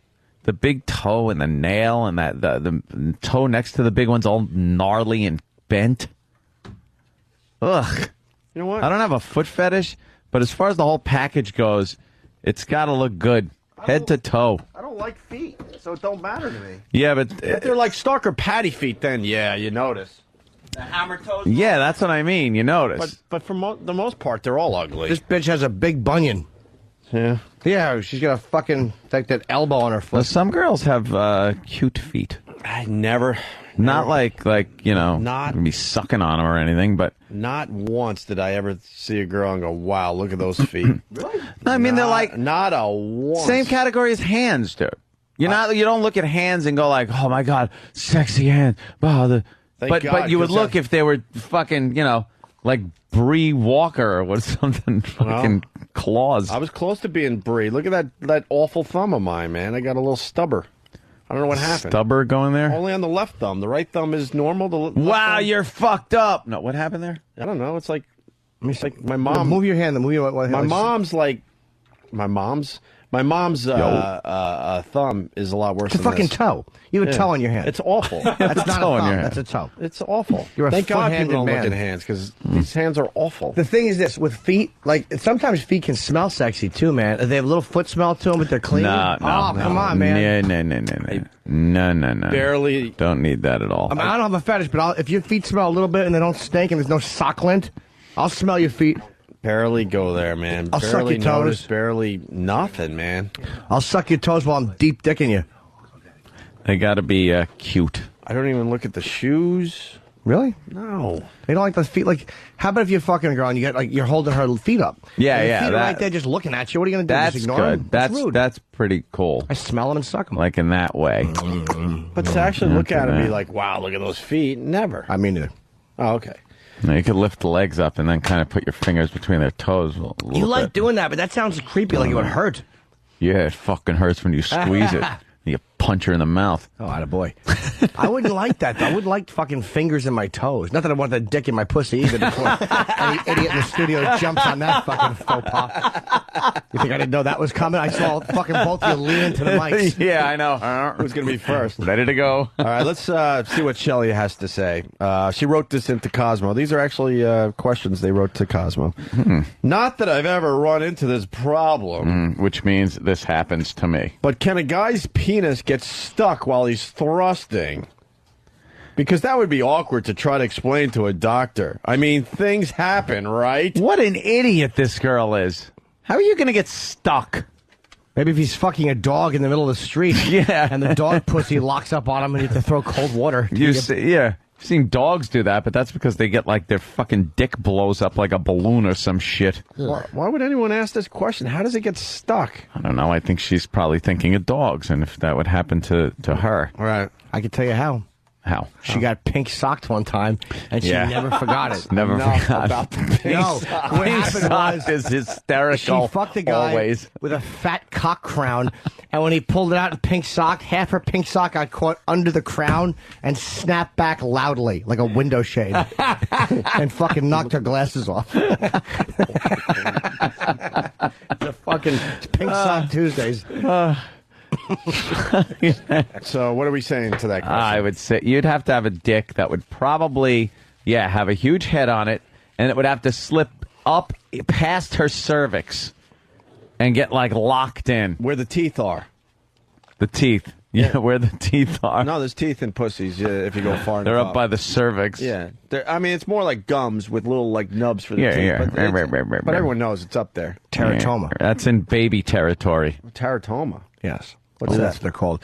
Tumors that have teeth and a fucking eye or something. Oh, that's like when, you have a conjoined twin that didn't quite form. No, they pull a tumor out of you, and it's just got, like, fucking random teeth in it. Yeah, the DNA. It's just DNA decided to grow fucking teeth in there. The DNA got a little crazy. You know, dude, did you read? We humans are a little too fucked up. Did you read more on the making of the rat heart? Oh yeah, how they fucking just had a little casing. They pretty much carved out. Looked like calamari. Yeah, they carved out a heart basically and left the outer structure, right? Yeah, like scaffolding. And then they injected rat baby cells in it. Yep, and it grew a heart. It grew the rest of the heart. I'm sure there was a couple other steps in there that made these cells go, oh, heart. Yeah, they put a little charge through it to get it moving. But they had the casing, and then this thing just had to grow inside the casing. Yeah, and then they were able to get it to beat. They didn't show you the fucking 3000 before it, where there's a heart casing with a fucking elbow sticking out, or a rat's asshole, getting pink socked by a mouse. Pink sock a fucking rat asshole in a heart. I'm not letting this one go. Why should you? Hoping you don't. Pink sock hats for everyone. They also said they used this technology to grow arteries. Yeah. Really? That would come in handy. That I think they have used in human patients. Wow. I believe. If I read they should just go balls out with this fucking technology. Fuck yeah. With that stem cells and cloning and anything else you need to make this shit work. They're saying, what is this called, this type of science or whatever? They said that this is just taking off, and they're thinking within 10 years they could start, growing organs, specific organs. Cocks. This way. Yeah, they will. That's the problem with humans is we're eventually going to have, once we can grow organs, and I mean the life expectancy of people, unless you're blown apart in an explosion. Rich people. Let's rich white people. Eventually. Let's say that. It'll be for everyone. Eventually. It'll be old. No, Are you kidding me? It'll be like a dental exam in 100 years, 200 years? Nah, no one wants We could have a perfect race. Yeah, no one wants the poor people to. Why would you want to put it into somebody that isn't perfect? You should have it a race of super people. Perfect. Wait a minute. What? What? But Sorry if I've offended anybody. What? The life expectancy of humans will be very long. I'm telling you, watch Logan's Run. That's eventually going to happen. Really? Yeah. Logan's Run. You're right, because everything in movies eventually happens. A lot of it does. Whereas people most of it does, though. People have no natural enemies as far as, the disease. We'll conquer all disease. Once you can regenerate stuff. The only thing that'll keep us in check is our hatred towards people that are different than us, and our complete need to go around and wipe them out off the face of the earth.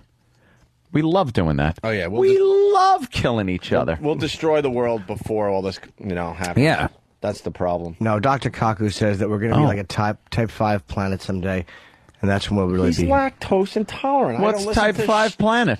Well, this was being a theoretical physicist, and I don't remember. I heard this many years ago. Mm-hmm. He was saying that he believes in different species around the universe, whatever. He's like, you can break it down into a certain type of planet. He said, right now we're a type 0, and you rate a planet by where it gets its energy from. He said a type 5 would harness the energy of a black hole and use that, and he said that's how space travel may be possible. Well, why are we type 0? Because we're not advanced enough. We're becoming advanced in time. You know what I mean? To travel, he thinks... We're so stupid. We are. But to harness the local black hole's energy and be able to use that to propel yourself with, that's from what I remember from years ago. That'd be nice. You used to read up on this crap, huh? I was on the radio. We were off the air. All I could listen to was Art Bell. at night because I was depressed. I couldn't listen to funny radio. That fucking lunatic. I love Art Bell, though. I know, he's I hate crazy. his shadow people. The shadow. Shut up, the shadows. What is Fucking a shadow quacks. person again? I don't know. Stupid shadow people. Yeah, they were like they were just the kind of like things that move around. You could kind of see them out of your peripheral, and they look like shadows. But what are they supposed to be in another dimension or some Yeah, it's shit? just garbage. Stop it. People who fucking see something at night, they see a shadow. The shadow people are here. Shadow people should be fucking pink socked by a shadow. All right, person. enough about the pink sock. You're black socked. You're black It's a shadow. All you see, no, you know what? You pink sock a shadow. All you see is his black shadow with your pink asshole fucking skin wrapped around it. An apparition. Being raped by an apparition. Okay, we got to get. Let's get back to the sex questions because they're too good. Adriana writes to Cosmo. Real questions, by the way. If I frequently have sex, is it harmful to my vagina? And will that stress cause it to age faster? I'll say yes. What? If it's really frequent, sure. Then yeah, she's gonna get all stretched out. What the fuck you think? What about you this? Stupid? It'll age faster? I think she means as far as, an old pussy's all hanging down and, the lips are fucking like hanging.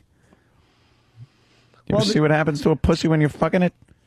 That shit's going in and out of there. It's, kind of, you're packing it in, you're pulling it out over and over again. But what about the part about aging it? That's what I mean. I don't think she means, like it'll aging get a good wrinkles and age spots. A good piece of steak? No, well, I think, like just looking like it's old and been used a lot. Well, you have to know, does the pussy smoke? Does it spend a lot of time in the sun? Right. That'll age it. Exactly. What does your pussy eat? All right, well, this is. And well, that's stress. I guess it depends on the race of your boyfriend. If he's an Asian gentleman, fuck till you're 90. Last forever. Yeah, it'll still have the ribbon on it. All right, we go to Sasha. Sasha writes, can I have sex with a man? Can I have sex with my man and use milk in my vagina? Why? Yeast infection. We've already done it a few times. Will that cause an infection? Well, why the fuck would you use milk? I don't know. It would have to be pasteurized. I would think that would keep I think this guy likes milk. Yeah. I really think he likes milk and needs to drink it from a vagina. Pour it in there. That's disgusting. Fuck, is that disgusting? Especially if you get a mucus buildup and you got to put a Mucinex in your pussy so you start coughing.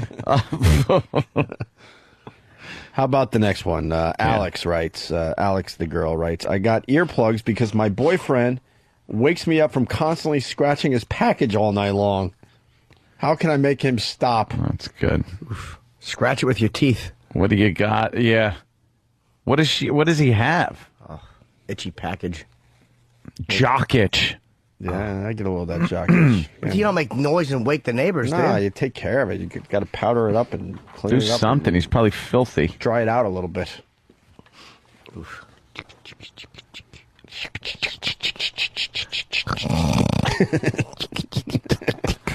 He's laying there on his back with his fucking man's legs open. His fucking ruby red ball bag. He's got sweating all night. Little red scrapes in it and fucking skin under his fingernails. Ball skin under his Yeah, exactly. Just keeps pulling it off his leg because it keeps sticking to his inner thigh. It looks like he stuck his finger in red fleshy clay because he has little pieces under every nail. It mosey's on down to his asshole, takes a nice deep scratch. He gives a very teeny pink sock to his finger.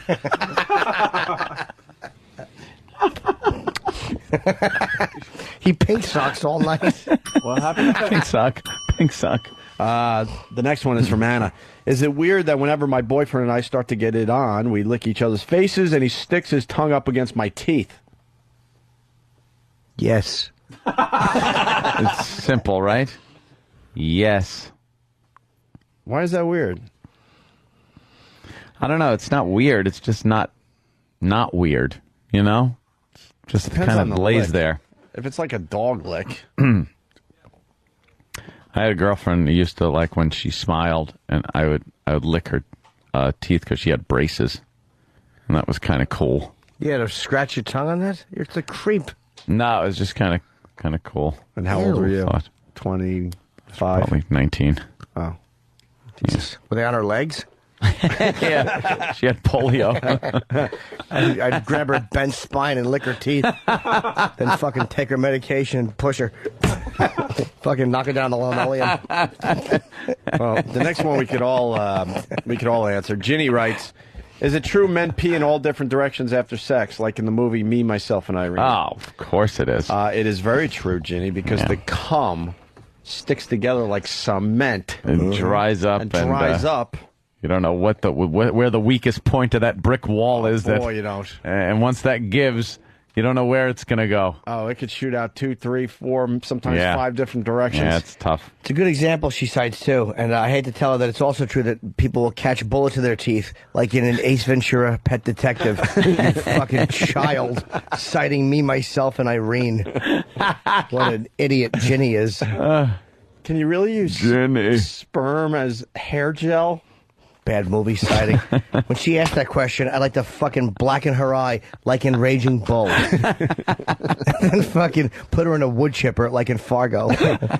Then shit in her mouth like in everything on Jim Norton's hard drive. All right, the next question. You ever shit so hard that your asshole pink socks around All right, enough! I'm starting to get the impression that you like the pink sock. No, I don't like pink sock. No, you don't? I love them! Pink sock, and it's all the rave. Do it. Finally, Jimmy. I only set you up 10 times I for that know. line today, you fuck. Humor me once, will you? The next question explains the picture, the footsie. It's from Melania. The guy I'm dating wants to have sex with my toes. Should I let him? We need a little Austin Powers after that. Sex with her toes. Maybe she's quadriplegic and her feet just dangle and annoy him, so he wants to fuck them so they do something. He probably keeps saying, look, either chop them off or let me fuck them. But they're just hanging stupidly. Chop them off and let me fuck them. Why sex with the toes, you think? Foot fetish. Just more foot fetish all it crap? is. How do you have sex with toes? That's got to be a You foot put fetish. the 2 feet together somehow, Yep. or you're just going in between? I'd say you just jam it between the big toe and then the next one over. Because it gives a little room there. Yeah, there's something there. A little bit. This is sexy. Better be clipped. Hold on. No hangnails. We got to say hi to Steve in Cincinnati. Steve? Listening to us on Yes. WKRP. Hey, what's going on? Hey, Jimmy. Want to say hi to everyone listening to us on WKRP. Is that where we are? That's right. No. Tell Mr. Carlson I want those photos of Dudley's friend. Right. Jimmy, Or have Dudley. you ever seen a pussy steam after sex? No. Not unless I shit in it and it was cold out. No, it's not cold out. Years ago, me and my old lady, we used to screw quite a bit. And after sex one night, we were laying in our bed, and the lights were on. And I looked down, and it had like a small stream of steam coming out. It looked like it was smoking. And I asked her, I said, "What the hell is wrong down there?" It was very hot. And then you realized she was dead and it was her spirit leaving. Maybe it should have. Nothing but a pain in the ass since. No, I just wondered if you had ever experienced that. I have not, If it sir. was because the pussy was real hot, or what? No. Hey, what are the odds of getting steaming pussy at the top of the Google trends today? Did they go with We're this? looking for steaming pussy up there. Yeah, steaming pussy. Are we? Is that too dirty for Google, you think? No. I don't think so. They were fucking under a magnifying glass. They both had sticks in their genitals. What do you think that was? We don't know. Steaming pussy, guys. Steaming pussy. Let's make it happen. I fucking saw a special last night on fucking, like, jack ants or something. Those motherfuckers are... I was watching an ant special on Discovery, and they move like... one of them, the colony's like 20 million of them. And they move Like like that. And they attack. across the forest in like these really long lines. And there's like a path made by the fucking worker ants, and it's like a not a human path, but an ant body path that all the fucking females go through. And there's one colony has 1 million, and there's one that has 20 million ants, and they move, and it's a fucking sea of ants. That special last night gave me the fucking creeps. Heebie-jeebies. And they said, like, not these ants, but the other ones, the jack ones that are vicious in whatever, in Tanzania or whatever the fuck they are. Yeah, yeah. They said one of them can kill a man within 4 minutes. If it's these really The aggressive fuck do they ones. do that? The venom is really bad. If you have a reaction, it's like a bee. Why do people live there? I don't know. Fucking all barefooted, Tanzania. too. Savages don't know how to make shoes. Of course not. Or wherever it was. Make them out of ants. Yeah, exactly. Or honey. Honey. Why did they attack my honey feet? I wear honey shoes and the ants bite it. I try wearing sugar cone underpants. Where was this? Italy? I don't know. Where are you? I don't know. I don't do very good accents. I love that, though. I can't do them very good. I make a honey shoe. Oh my God! Some of these questions are getting really crazy. So the not one person calling about having sex with the toes, huh? All right, moving on. My guy has a weird hair fetish and fantasizes about cutting my hair. Sometimes I let him, but that's all he wants to do in bed. It's getting to the point where he thinks it's cheating if I go to my stylist to get my hair cut. How can I make him understand it's my hair, not his? Tell him that he's acting out a rape fantasy or something. That's a weird fantasy. Yeah, you got to leave that guy. That's fucked up. Yeah, he's a goose. That's fucked up. All right. Especially if he wants to cut it with an axe. He always wants to cut my hair. With a hedge trimmer or something. Carolyn or Caroline. Caroline. When you want to spice things up and have little toys to play with, what should you do if you accidentally break the toy while it's inside of you? For example, a carrot. Send Mr. Rabbit in there. Really? Accidentally was inside you like a carrot. If you accident, you should be able to just dig it out. Love of God. It's not like it gets up there into the womb. But let your pussy eat it. We'll have better eyesight. Instead of just sitting there like a fucking empty blank socket contributing nothing. Put a monocle on it. Like Mr. Peanut. Let's say hi to John in Albany. Fucking gaping wound. Hey, what's fucking, up, guys? Like a fucking musket wound in the Civil War. Didn't we try to have a pussy masquerade contest once? That's one of our ideas that never really took off. What we do is dress them up as things that wouldn't ruin our lives? Yeah, just have girls dress up their pussy into crazy shit. That's great, dude. How funny would that be? Amazing. Putting like fake eyeballs in there and fucking giving it its own haircut, if you know what I mean. Well, you paint blue and you put like a little fake diving board off the clit and a little army man on it. We should have fun with that. That's great. Pussy masquerade. We tried to get it done and we just couldn't get it done. Girls can maybe start sending in their pictures. We don't have to see your face. We don't know. We don't have to, know where it came from. You could just start sending them in. See if this one takes off. Yeah, there's so much you could do with that. John Albany, what's up? Hey, what's up, guys? Jimmy, I've tried and tried and tried. How do I convince my fiance to piss on me? The way you start, sir, is tell her that you like the way she smells. Make sure she knows that you like the way she smells. And it sounds creepy. But after she pisses, like this is what happens. She pisses and she wipes it, right? When she comes out of the bathroom, make sure if you're in bed, you suck her pussy right after that and tell her she tastes good. You don't just say, hi, I'm going to lay back in the tub. There's nothing unsexier than a fucking tub. She's trying to piss and her back is hitting a spigot. It's cold, the porcelain. I would start off that way. And then you let her know. And then eventually she's comfortable with that. Like she understands that there's something about her pissing that you like. And then I would start to go, hey, look, don't wipe afterwards. She might go, what? Like, no, I'll clean you.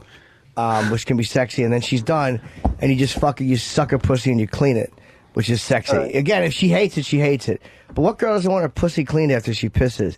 And then eventually just ask you to leave a little bit. Not maybe telling with you, man. toilet paper. Now, fuck that. I Toilet certainly paper's can think of awful. one myself. You'd be surprised, man. I'm telling you, you get a fucking girl down the dirty path. When they understand that it's comfortable for them and it's okay, you'd be surprised. Once they know it's okay to be fucking filth bags, how many of them would love to fucking just dribble a little bit in your mouth? That's how I get a girl to drink my piss. I make her clean my dick when I'm finished pissing. Yeah? Yeah.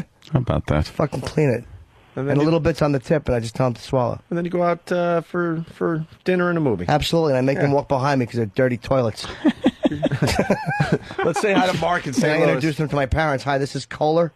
Is that the right word? Please, God, don't let me fuck that one up. That's it. That's All a right. toilet. All right, so it's just a bad joke. Good reference. All right. Yeah, the name of the Fowler. appliance, right? As in Kholer. I believe so. All right. Let's say hi to Mark in St. Louis. Kohler, you're on the phone. Hey, guys. Meet me in St. Louis. Yeah. Yeah, I nailed my old lady in the feet a couple of times about 15 years ago. It wasn't too bad. How would you do that? Well, she's got to have soft feet, and you slather the bottoms of her feet with butter, and you push your feet together and go to town, and then you get the spray on her face. Ugh. And your dick has a heart attack from all the butter. Do you ever use I can't believe it's not butter when you're trying to be healthier? Because your dick's gaining a little weight? Yeah. You have fucking Fabio come in and spray it. Or what was that fucking faggot with the hair? And then you go to her parents' Fabio. house for dinner or something, right? Right. Yeah, why not? That's fucked up, bro. I gotta say. Hey, man. Why Whatever butter? works, There's so much you could use. Why you go down the butter? Butter, yeah. That's gonna man. mess up your sheets and all. Butter. Yeah, why not Lack of Palmero all fruit? lubricants. And take 2 fingers. Wow. Jim is just going. The fences, baby. Yeah. Slow your swing down, Jim. You're right. Choke up on the bat a little. You're right. It doesn't have to go over the You're wall. absolutely right. How about using jelly? Let the first pitch go by. See what the pitcher has. Palmolive liquid all fruit. Oh, another good option, though. Oh, thank you. Put that between the feet. All right. Yeah. Yes. Let Madge fucking wash her hands in it. Jerkins. Next question. When I saw my boyfriend secretly deleting things from his phone, he confessed that he was deleting pictures of girls' shoes that he had downloaded. He said he has a sexual fetish for women's sneakers. It was the last thing I was expecting to hear. What should I think about this? Well, first of all, he was deleting something that was a lot worse than a dumb fucking sneaker shot, you idiot. You're a dope for believing him. He knew he was caught, so he was going for something that you would almost understand. She's like, what should I think about this? That you're dating a serial rapist and a potential killer of you. That Jerome Brutus used to photograph women's feet as he strangled them. Really? Yes. Who? Jerome Brutus.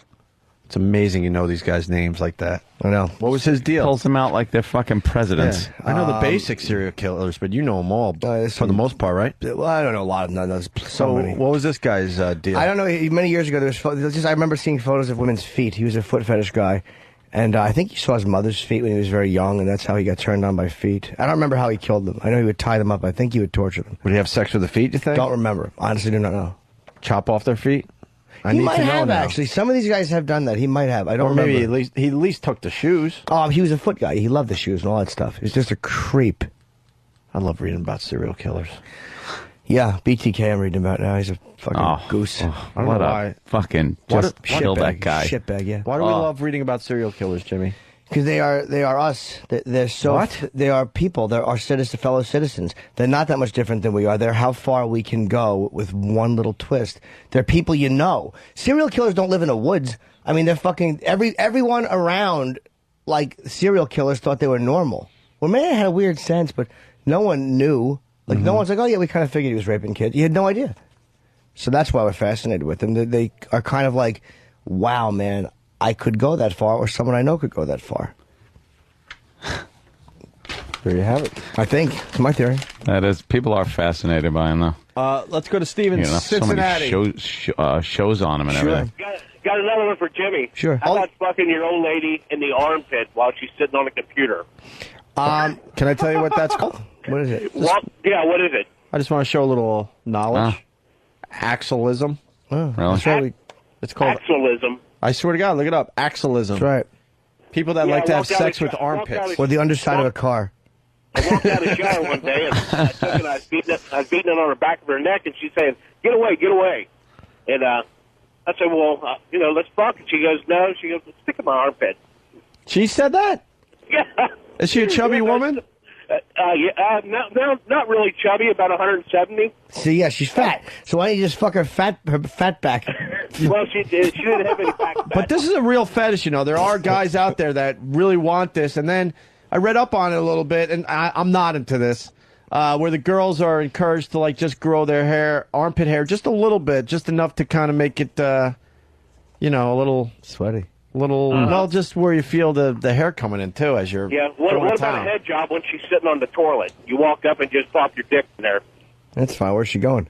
She was sitting there taking a piss one day, and I walked in there, and I just flopped it out, and she was home.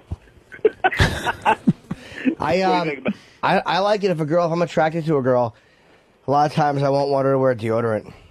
Yeah? Yes, I could smell it. Ever? No, sometimes. You know what? She kind of likes it, too. She'll walk up and she'll say, ooh, you know, after you've been outside working or something like that, you walk in with a little bit of sweat on you and that little bit of stink. Yeah, as long as it's not putrid, but yeah, I'll smell a girl's armpit through her clothes. That shit turns me on, man. Yeah. Yeah. Fuck yeah. I think we got All one right, of guys, those have a coming good up. one. All right, thank you, Have a good sir. one. Let's go to Adam in Chicago. Adam, what's up?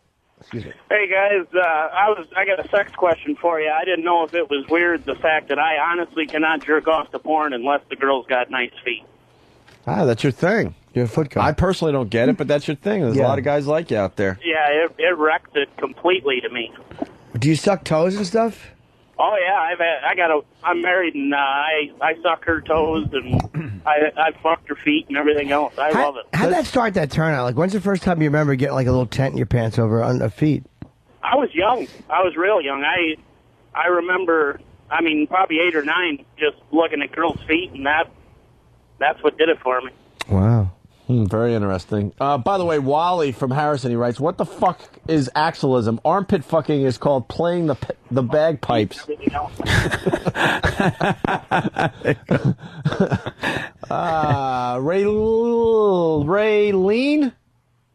Raylan. Hi, Raylyn. All right, it's spelled weird on the... Raylyn Bryan. It's Raylyn from Canada. How are you, Raylyn?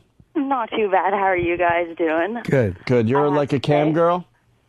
Yes, I am. I listen to some pretty fucked up shit when I used to chill in the Yahoo chat rooms. Like, I'd hear about guys who have, like, nylon fetishes who want to put on full-body suits and, like, rub up against other people with them on. I hear about, like, guys who have weird swim cap fetishes, like just the most fucked up shit. I wouldn't mind. I would wear pantyhose if my gut wouldn't hang over and I'd look ridiculous, because I would like my dick to be hard and taut against it and then cut a hole in the middle and have a girl suck my dick. I would like to do that.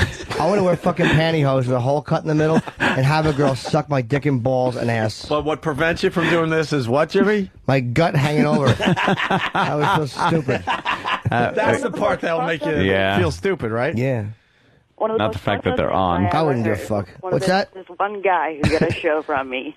He was he cammed up and he was like, "Well, I've got this one weird fetish for IV needles," and I was like, "What do you mean IV needles?" Like, I guess he had diabetes, right? And he used to feed diabetes. He used to feed insulin. Did he get him from Liberty? With an IV needle. Plows right ahead. What's this? I don't care. Yeah. He used to feed insulin into his nuts with an IV needle. Oh, to his nuts? Disgusting thing I have ever seen in my life. And what, he wanted to do this in front... Hold on. He wanted to do this in front of you to get your reaction? He wanted me to watch this. Like, he actually wanted to pay me to sit there and watch my, like, expression of him feeding insulin into his nuts. And he wasn't looking for a sexy reaction, obviously. He was looking for disgust, right? No, obviously not. Yeah, He wanted to see how horrified it was. And I was like, you know what? Fine. If you're going to pay me to watch you be the most disgusting, retarded person in the world... I can do what I want. I got diabetes. Why the fuck I'll not? pink sock you. This guy's nuts starts like filling up and actually swelling with insulin, and it's the most disgusting fucking thing I see. Probably not. He picks up the IV, place and to it put just it. pops, and it's like, it looks like pus just coming from his nuts. And Did he it's get his balls to eat like a Snickers bar or do something else unhealthy for a diabetic? Funny, she was watching Mabel King. Topical diabetes reference. Fucking been dead since got to 68. offer that guy a chocolate chip cupcake, though. He was disgusting. Yeah. Well, So Raylyn... you were a cam girl, like, you still a cam girl? I am, yes. You fuck on film? I don't fuck. I'm more of a soloist. Really? What do? You play with yourself? Of course. What do you look like? I'm on Pal Talk. Oh, are you? Yes. I've never seen you. I don't go on Pal Talk much anymore because the fucking Mac that I spent all those thousands of dollars on, I can't hook my camera up. I want to throw this fucking thing through the window. Oh, that is annoying with the Mac. You've had problems with it? Well, with that, yeah. With the camera? Mac, yeah. Why? It just Well, I have to say, same I problem. absolutely Can't love hook it you up. guys. Doesn't Enjoy watching the show every morning. You guys are awesome. Thank you. Take care. I'll see you online. Wait, will you like masturbate for us or something? If you really want me to. Yeah, but it's got to be real. Hey, everybody from the O&A crew definitely gets a free subscription to this site I'm going to have up. All right, well, thank you. I would love to. I'll plug it, too. Give us a freebie for everybody else out there. Definitely. And give us a little dirty talking stuff. Let's go. I'm not much of a dirty talker. I'll talk dirty to you. All right, yeah. I'm more of a visual performance kind of person. How about this? You masturbate and I'll talk to you. Oh, boy. Alrighty then. All right. But not. That's right, baby. What are you wearing right now? Slide off your trousers. Pull down your slacks. Your pantaloons. Yes, you wearing pantaloons? Pantaloons. It's first thing in the morning. I just woke up. I'm still in my pajamas. Take off your ankle-high stockings and remove your trousers. Remove your dungarees. All right, so you're wearing your pajamas? Yes. All right, do what I'm telling you. Unbutton your pajama top. Your jammies. Are you doing that? Pardon? Have you done that? It's hard of hearing. Unbutton your pajama top, madam. I want you to masturbate to my voice. Make being a perv sexy. Yeah. Okay. I said you make being a pervert sexy. Thank you. I don't like you. No, she's doing what she can. She's on that thing. Not very attentive. Yeah, come on, Raylan. Remove your union suit. You don't lie, we'll see what we can do, but you guys have a good day. No. I want to hear you talk dirty. I want to talk she's dirty to you while you just- masturbate, Raylene. Remove your fire retardant pajamas. Get up on your hands and knees as if you're ready to start a race. Like that guy who lost his legs due to that flesh-eating virus on his fucking fake metal legs. Stupid spoon legs. I should go home and have some fucking soup, asshole. She's gone. She's gone. Go fucking... Those fucking ladle feet. Exactly. Go serve a fruit salad with your feet, cocksucker. Stop trying to fucking accomplish shit. Fucking no lower limb having motherfucker. Go fucking... That's funny. Go ski into a fucking pile of garbage.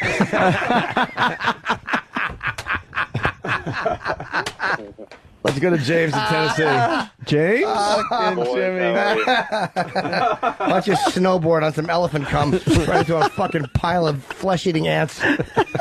Fuck you. Wanting to be better. You want to show everyone you can do it. Yeah, well, you couldn't fight off that flesh-eating virus, could you? Fucking shitty immune system. James, Tennessee. Fuck guy. you, no How Blue you doing? Cross having ass. Sorry, James. Go ahead. Nah, it's all right. That girl stunk it up anyway. My girlfriend has hair down to her waist, and she's sitting on the couch one day, and I come up behind her naked, whatever, and I start playing with her hair, and I actually wrapped it around my cock and start jerking off with it. And she thought I was just playing with her hair or whatever, and all of a sudden I just dropped one in her head. And she was pretty mad, but that's all I want to do now. So I don't, She was mad, huh? It's funny. Wants to stand in a book depository window, just shoot loads into people's hair. Shoot leads. Old Kennedy do. Yeah, he shot a load on James Tagg's cheek, and then 2 more shots. Boring. Sorry, folks. Old ladle tootsies is on his way over. I would be so funny if the gun went off, go! And then he goes to run and he just falls and his ladles fucking fall off and make that metal sound when metal is settling, like a metal ball. Like his feet were on roll. Yeah, that. Yeah. Gets two faster and hubcaps. faster. You hear like, and they're off! And he just falls face first onto that fucking red running track. And his fucking ladle feet are still in position. Because the metal welded them to the ground in the heat. It's pretty hot. Exactly. Hey, do you want? Should I get you a fucking a shoe rack? No, I'll just put my legs in the spoon drawer when I'm finished. These are great legs. They were my grandmother's best china. He doesn't even shower. Fucking puts his feet in the dishwasher. Fucking cunt. I'd like to give him ladle hands too. And you watch him spark up when he tries to pick his toenails.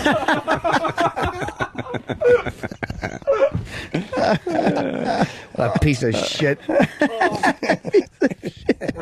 Let's go to Nanette. Nanette writes for Cosmo. This is the final one here. Nanette. And then we're going to do the weigh-in and get the hell out of here. Recently, my boyfriend told me that when he masturbates, he likes to swallow his ejaculate. Oof. This was in Cosmo. I try to pretend I wasn't weirded out by his confession, but now he always makes jokes about how much he likes tasting himself. Mm-hmm. Okay. I'm afraid he won't ever confide in me again if I tell him I wish he wouldn't. Wait, I'm afraid he won't ever confide in me again if I tell him I wish he wouldn't keep bringing it up. Should I be freaking out or not? Well, fucking hamster name, fucking Nanette. Right? Fucking fat hamster girl. My boyfriend likes to jerk off while I'm running in a habit trail and sucking milk out of a metal nipple. What should I do? Here's the problem, you fucking unsexy idiot.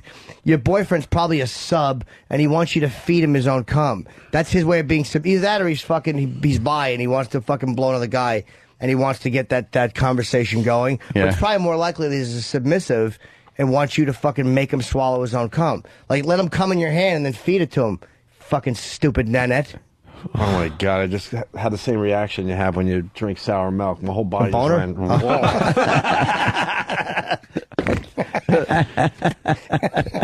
Becky writes, is it possible for semen to travel through clothing? I guess. Yeah, not a parka, but Yeah, what kind of fucking thin panties. Maybe some thin panties. You're dry humping. Yeah, but if you get pregnant, ladies, because the sperm went through, let's say, your jeans from a little couch rubbing, you should have that kid because it's going to be a super baby. Yeah, that kid is going to be president of the world. Knocking itself through clothing and shit. If that sperm goes finds through its the way jeans, in the vagina through hole, the panties, finds the egg, all the way up the fucking vaginal canal. You better fucking keep that baby because he's going to do something special with his life. Knocks through the underwear like the Kool-Aid guy. Right. Where's the egg? There's one more. That's how you get super babies, by the way. Make it harder for the girl to get pregnant when you're trying to get her pregnant. Make the sperm swim a little further, maybe, or work harder. Put them through a strainer. Put the sperm through like an obstacle course, and then you're gonna get a super baby. Might be exhausted by the time he gets there and fucks the whole thing up. He has what it takes to be in the Olympics. Give you a fucking big tongue Mo Howard hair, motherfucker. That's why I think guys with really big dicks have retard babies. Yeah. Yeah. Any sperm that shoots out is a shot at the egg. It's right there. It's right there. The helmet's actually hitting the egg. Damages it. Yeah. Why do you think the Asians are so smart? Think about it. That's some pot talk for you right there, man. Well, think about that. Think about that. Swim longer. And think about who has the big dicks and who has the small dicks. Think about that.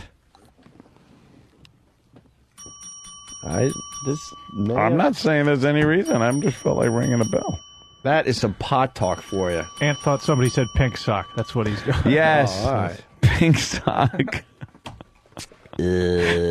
What do I do if my boyfriend says that I resemble his mother and it has negatively affected our sex life? Try dressing like the father.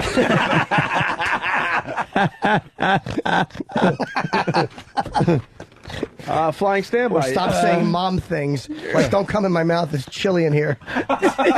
Or eat your soup, then you can fuck my ass and pink sockets. When he said, can I come in your mouth? Just say, as long as you're in bed by 9:30. Stop saying mom things. Like if he's like, suck my cock, don't say, I'm going to tell your father you said that. Wait till your father gets home. Flying standby writes, got to move backwards a second here. He writes, so Opie is suggesting the sperm has to run through the eliminator. Absolutely.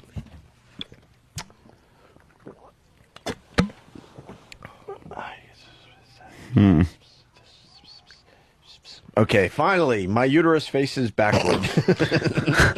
That's got old Franken twat. Yeah, maybe your uterus is fine and it's your head and torso that are the wrong way. Or maybe you don't know where your fucking asshole is.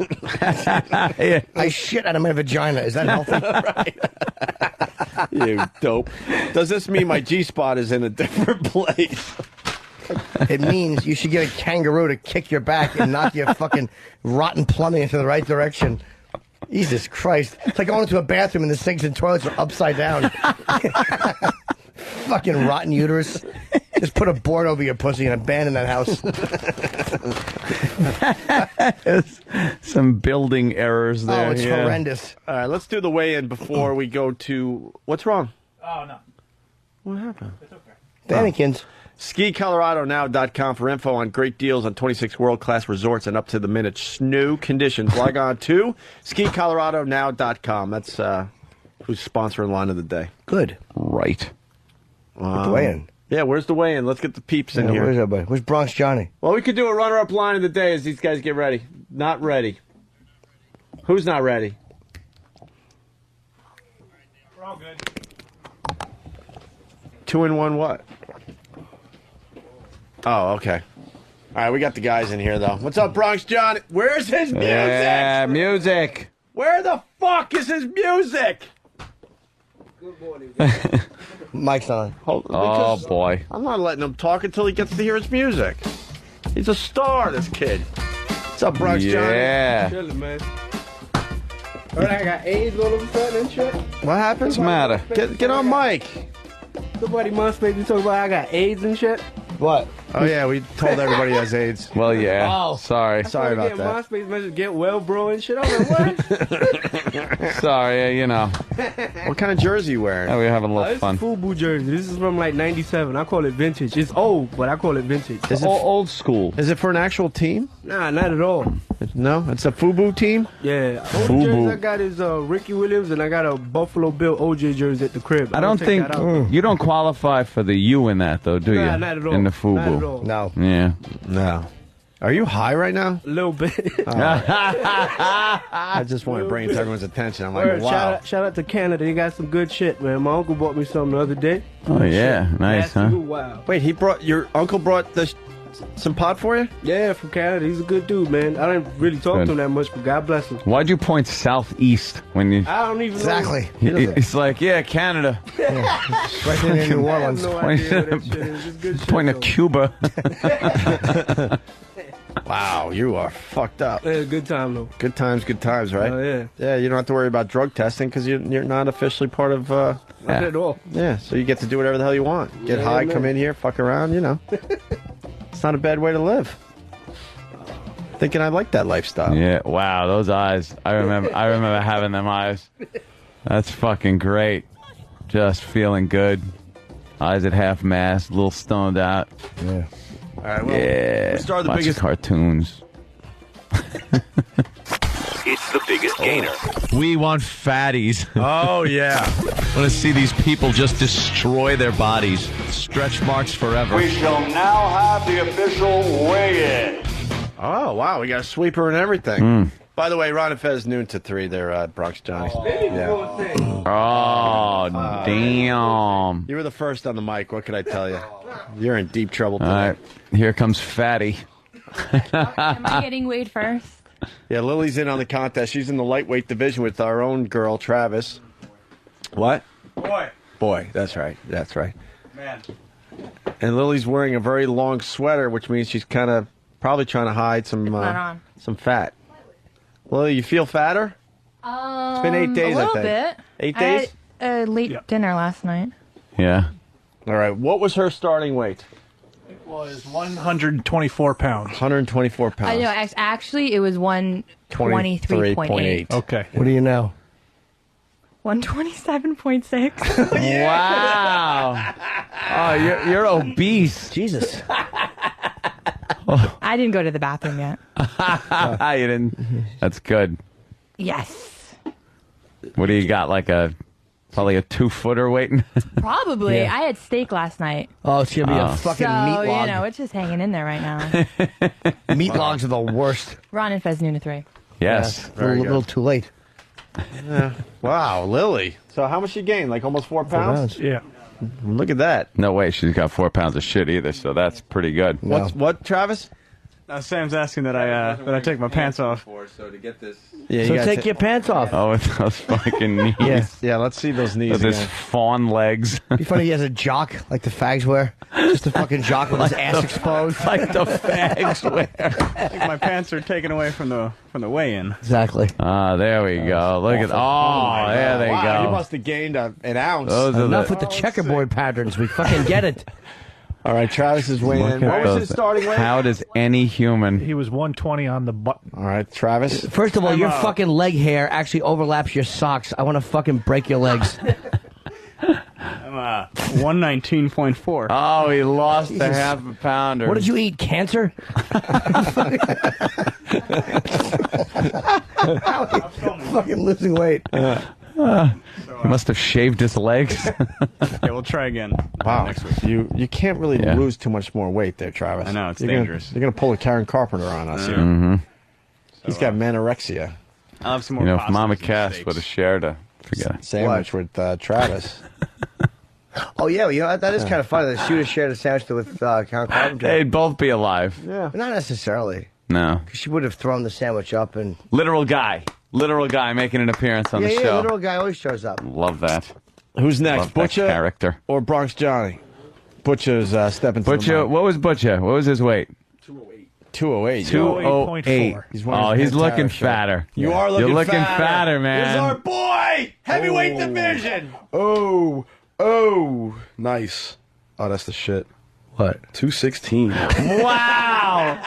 Oh, look at you, you fat you are fuck. all fucked. I'm looking like you're wearing a t-shirt, but I could see you're fucking fatter. Look at him. He's getting fat.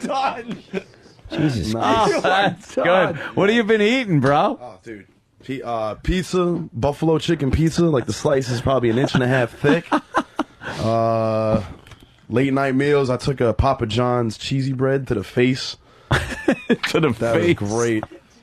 Yeah. Damn. I don't know, man. Everything I could stick in my fat mouth. You know, I knew you had fucking champion written all over you, Hey, man. And anything to be a fat slob for the show. yeah, you're coming to the table. First weigh-in like that, I will not fail. Yeah, well, and you're a mess. We could tell right before you even stepped on that scale you were gonna fucking. shit. I blew my own mind. I was not expecting 8 That's pounds. good. Congrats, man. All right. Yeah. Bronx Johnny, who's high, so he must have been eating all fucking morning. What did Johnny He weigh? started 189 at, or something? What do you weigh? Johnny came in at 198. 198.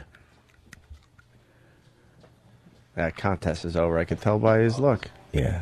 No, he's just like freaking out looking at the numbers. It keeps moving and shit. What, the room? This shit, I think, says 2010. Yes. 2010. Doing the weigh-in on Jupiter. Hey, yo, I gained like 2 pounds. That shit is crazy. That shit is crazy. I was sick yesterday though, so technically I weighed myself the other day. I was like 290 or some shit. Going with 200.8 as the official. That's some good shit. I'll take that. All right, cool. So almost 3 pounds? Yeah. He thought Yeah. he weighed 2,010 pounds. 2010 for a minute, which would have really been hard to beat. Yeah. All right, look at that little team camaraderie there. Are we doing a team competition Little too? high-fiving. And individuals? What are we doing? Well, Lily's they're coming back to the kinda- mic. Well, we're doing this for Ron and Fez, noon to 3, because we roll hard and we roll deep. So Wow. I'm already I don't winning. even know what that so- means. Hard, son. Yeah. Hard and deep. Lily's kicking fucking Travis's ass. I am. Yep.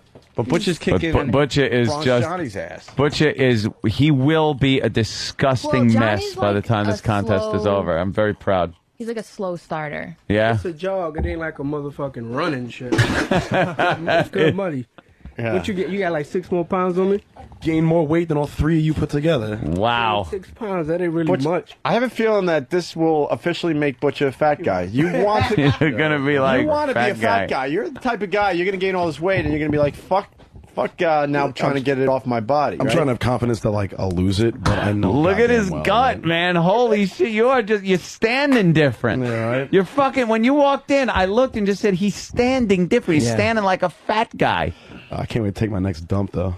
me and Lily next to each other banging on the stove. Oh, in the stall? You wanna That'd go be back nice. to back. Oh, you know what I want to get people to do in here before I forget? I want to get two guys to shit into a bucket, but like one sitting on the other one's fucking laps, like cross-legged, so they're both shitting into the same bucket.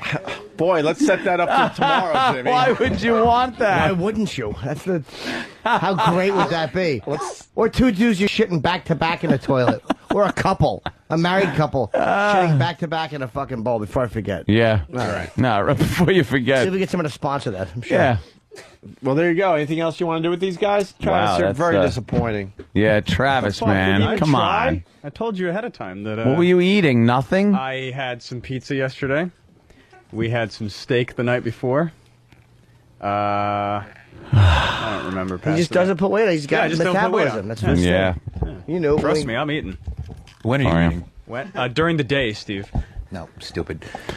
What time of day are you eating? Around 7 o'clock at night, we'll have dinner. Mm-hmm. And Eat right before you go to bed. Right before you go to bed. Eat like fattening shit. Yeah. Ice cream and cookies, and then go right to bed. I've been eating ice cream this week. Oh, you're... Yes. We're going to lose the team competition. That's No, obvious. I'll get better. The individual. We're going to lose 2 out of the 3. Get a fucking Carvel ice cream cake. That new one they have. Pinky the sock. I'm begging you. It's a pink tube with little brown chips at one end of it. And get Pinky the sock. Oh. Fudgy the Whale's crying. 'Cause it's his asshole. He came out of Pinky the sock. All right. Back to eating. We'll check in with you guys next week, next Tuesday or Wednesday, I guess. Yes. Butcha is running away with it. Yeah. already. Bronx Johnny, what's up with that? You got nothing, bro. He's Well, I am working. right now, kind of poverty stricken, but I'm gonna go to my neighbor's house and get some food. And shit. I'll get Yeah, that motherfucker yeah. quick. It's like a whole lot of not nothing. Yeah. He's not even worried, bro. Nah. Like £6. Like I don't got a job right now, so I'm gonna do is just stay home, watch cartoons, and eat like a motherfucker. It ain't nothing. Yeah. What happened to your Yankee thing? Oh, yo, that contract cleared. I actually lost the job to a dude in a wheelchair, though. It's a 17th floor. Wait a minute. You lost the security job to a with the motherfucker- Yankees to a guy that's in a No, wheelchair. I got out my contract. It was for a job, an opening in the building over there where I had to go re-register and shit. So the dude, he's in a wheelchair, and he came in smiling because I guess he knew he was going to get the fucking job. So he's there talking shit. We like, yo, did you lose your legs in the war? Nah, I had like a motorcycle accident. I'm like, this motherfucker ain't even real and shit. So we in the motherfucking office and shit, and like I'm start laughing because he needs help to get in the office. Like, this motherfucker ain't going to get the job. 3 minutes later, they're like, oh, everybody could go, job's been filled. I'm like, that's some bullshit. It's 17 floors. Like, if the elevator break, motherfucker have to crawl and shit. I hope he has to, too, though, because he's a motherfucker. He kind of cock blocking on my money, man. Yeah, no shit. It's probably to fill a quota. He'd probably give him some shit detail. I never really heard it like a quota for cripples, man. God bless them, by the way. They good people. Oh, fuck 'em. So what are you gonna do for work? I don't even like. I could work at a laundromat. I could, do some shit with UPS and all the motherfuckers. I don't know, man. Maybe I could build a robot and sell that shit. That shit seems to be hot right now. I don't know. I don't know why Ron Fez don't put you on the payroll. Build a robot and just sell that shit. Hey, you never know. You never know. You're see right. that You know shit when something? You see those Japanese kids with the Legos? No Uh-huh. offense to anybody out there, because they do build Legos and shit.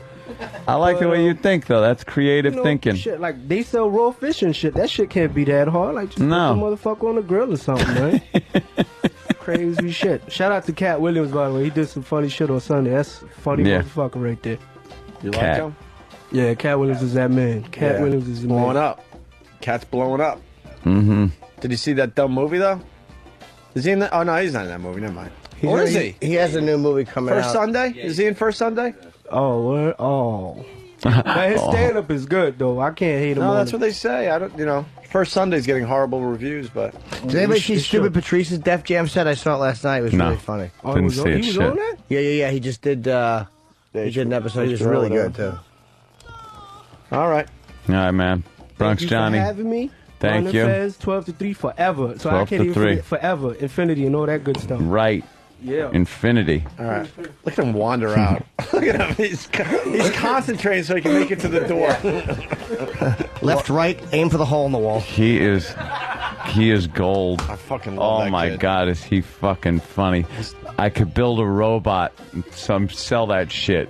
Like, who fucking thinks of that? And anyone who could build a robot would never refer to getting rid of it as selling that shit. Sell that shit. Right. You know? Yeah. Yes, I'm going to go do some quantum physics or some shit like that. And then just sell that shit. All right, here we go. Line of the Great. day. We got.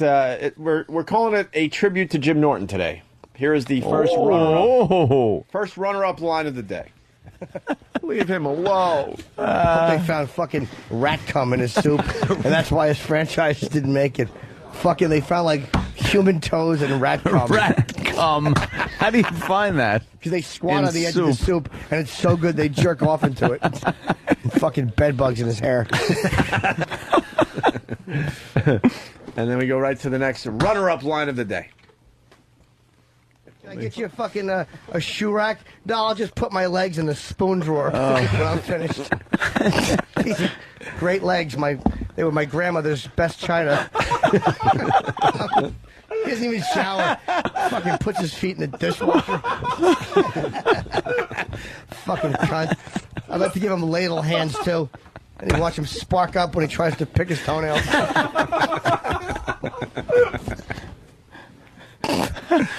And we got a late entry. Jimmy, man. We got another runner-up line of the day.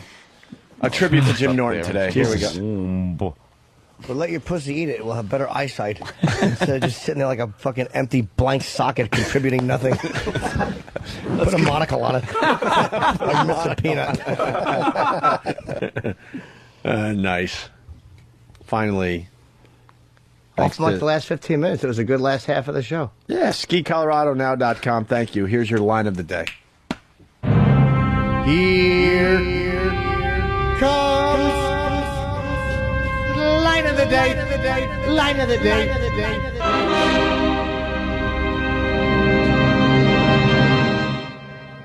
Christ. What's wrong with your kid? Well, either she's toothing or her tits are sore.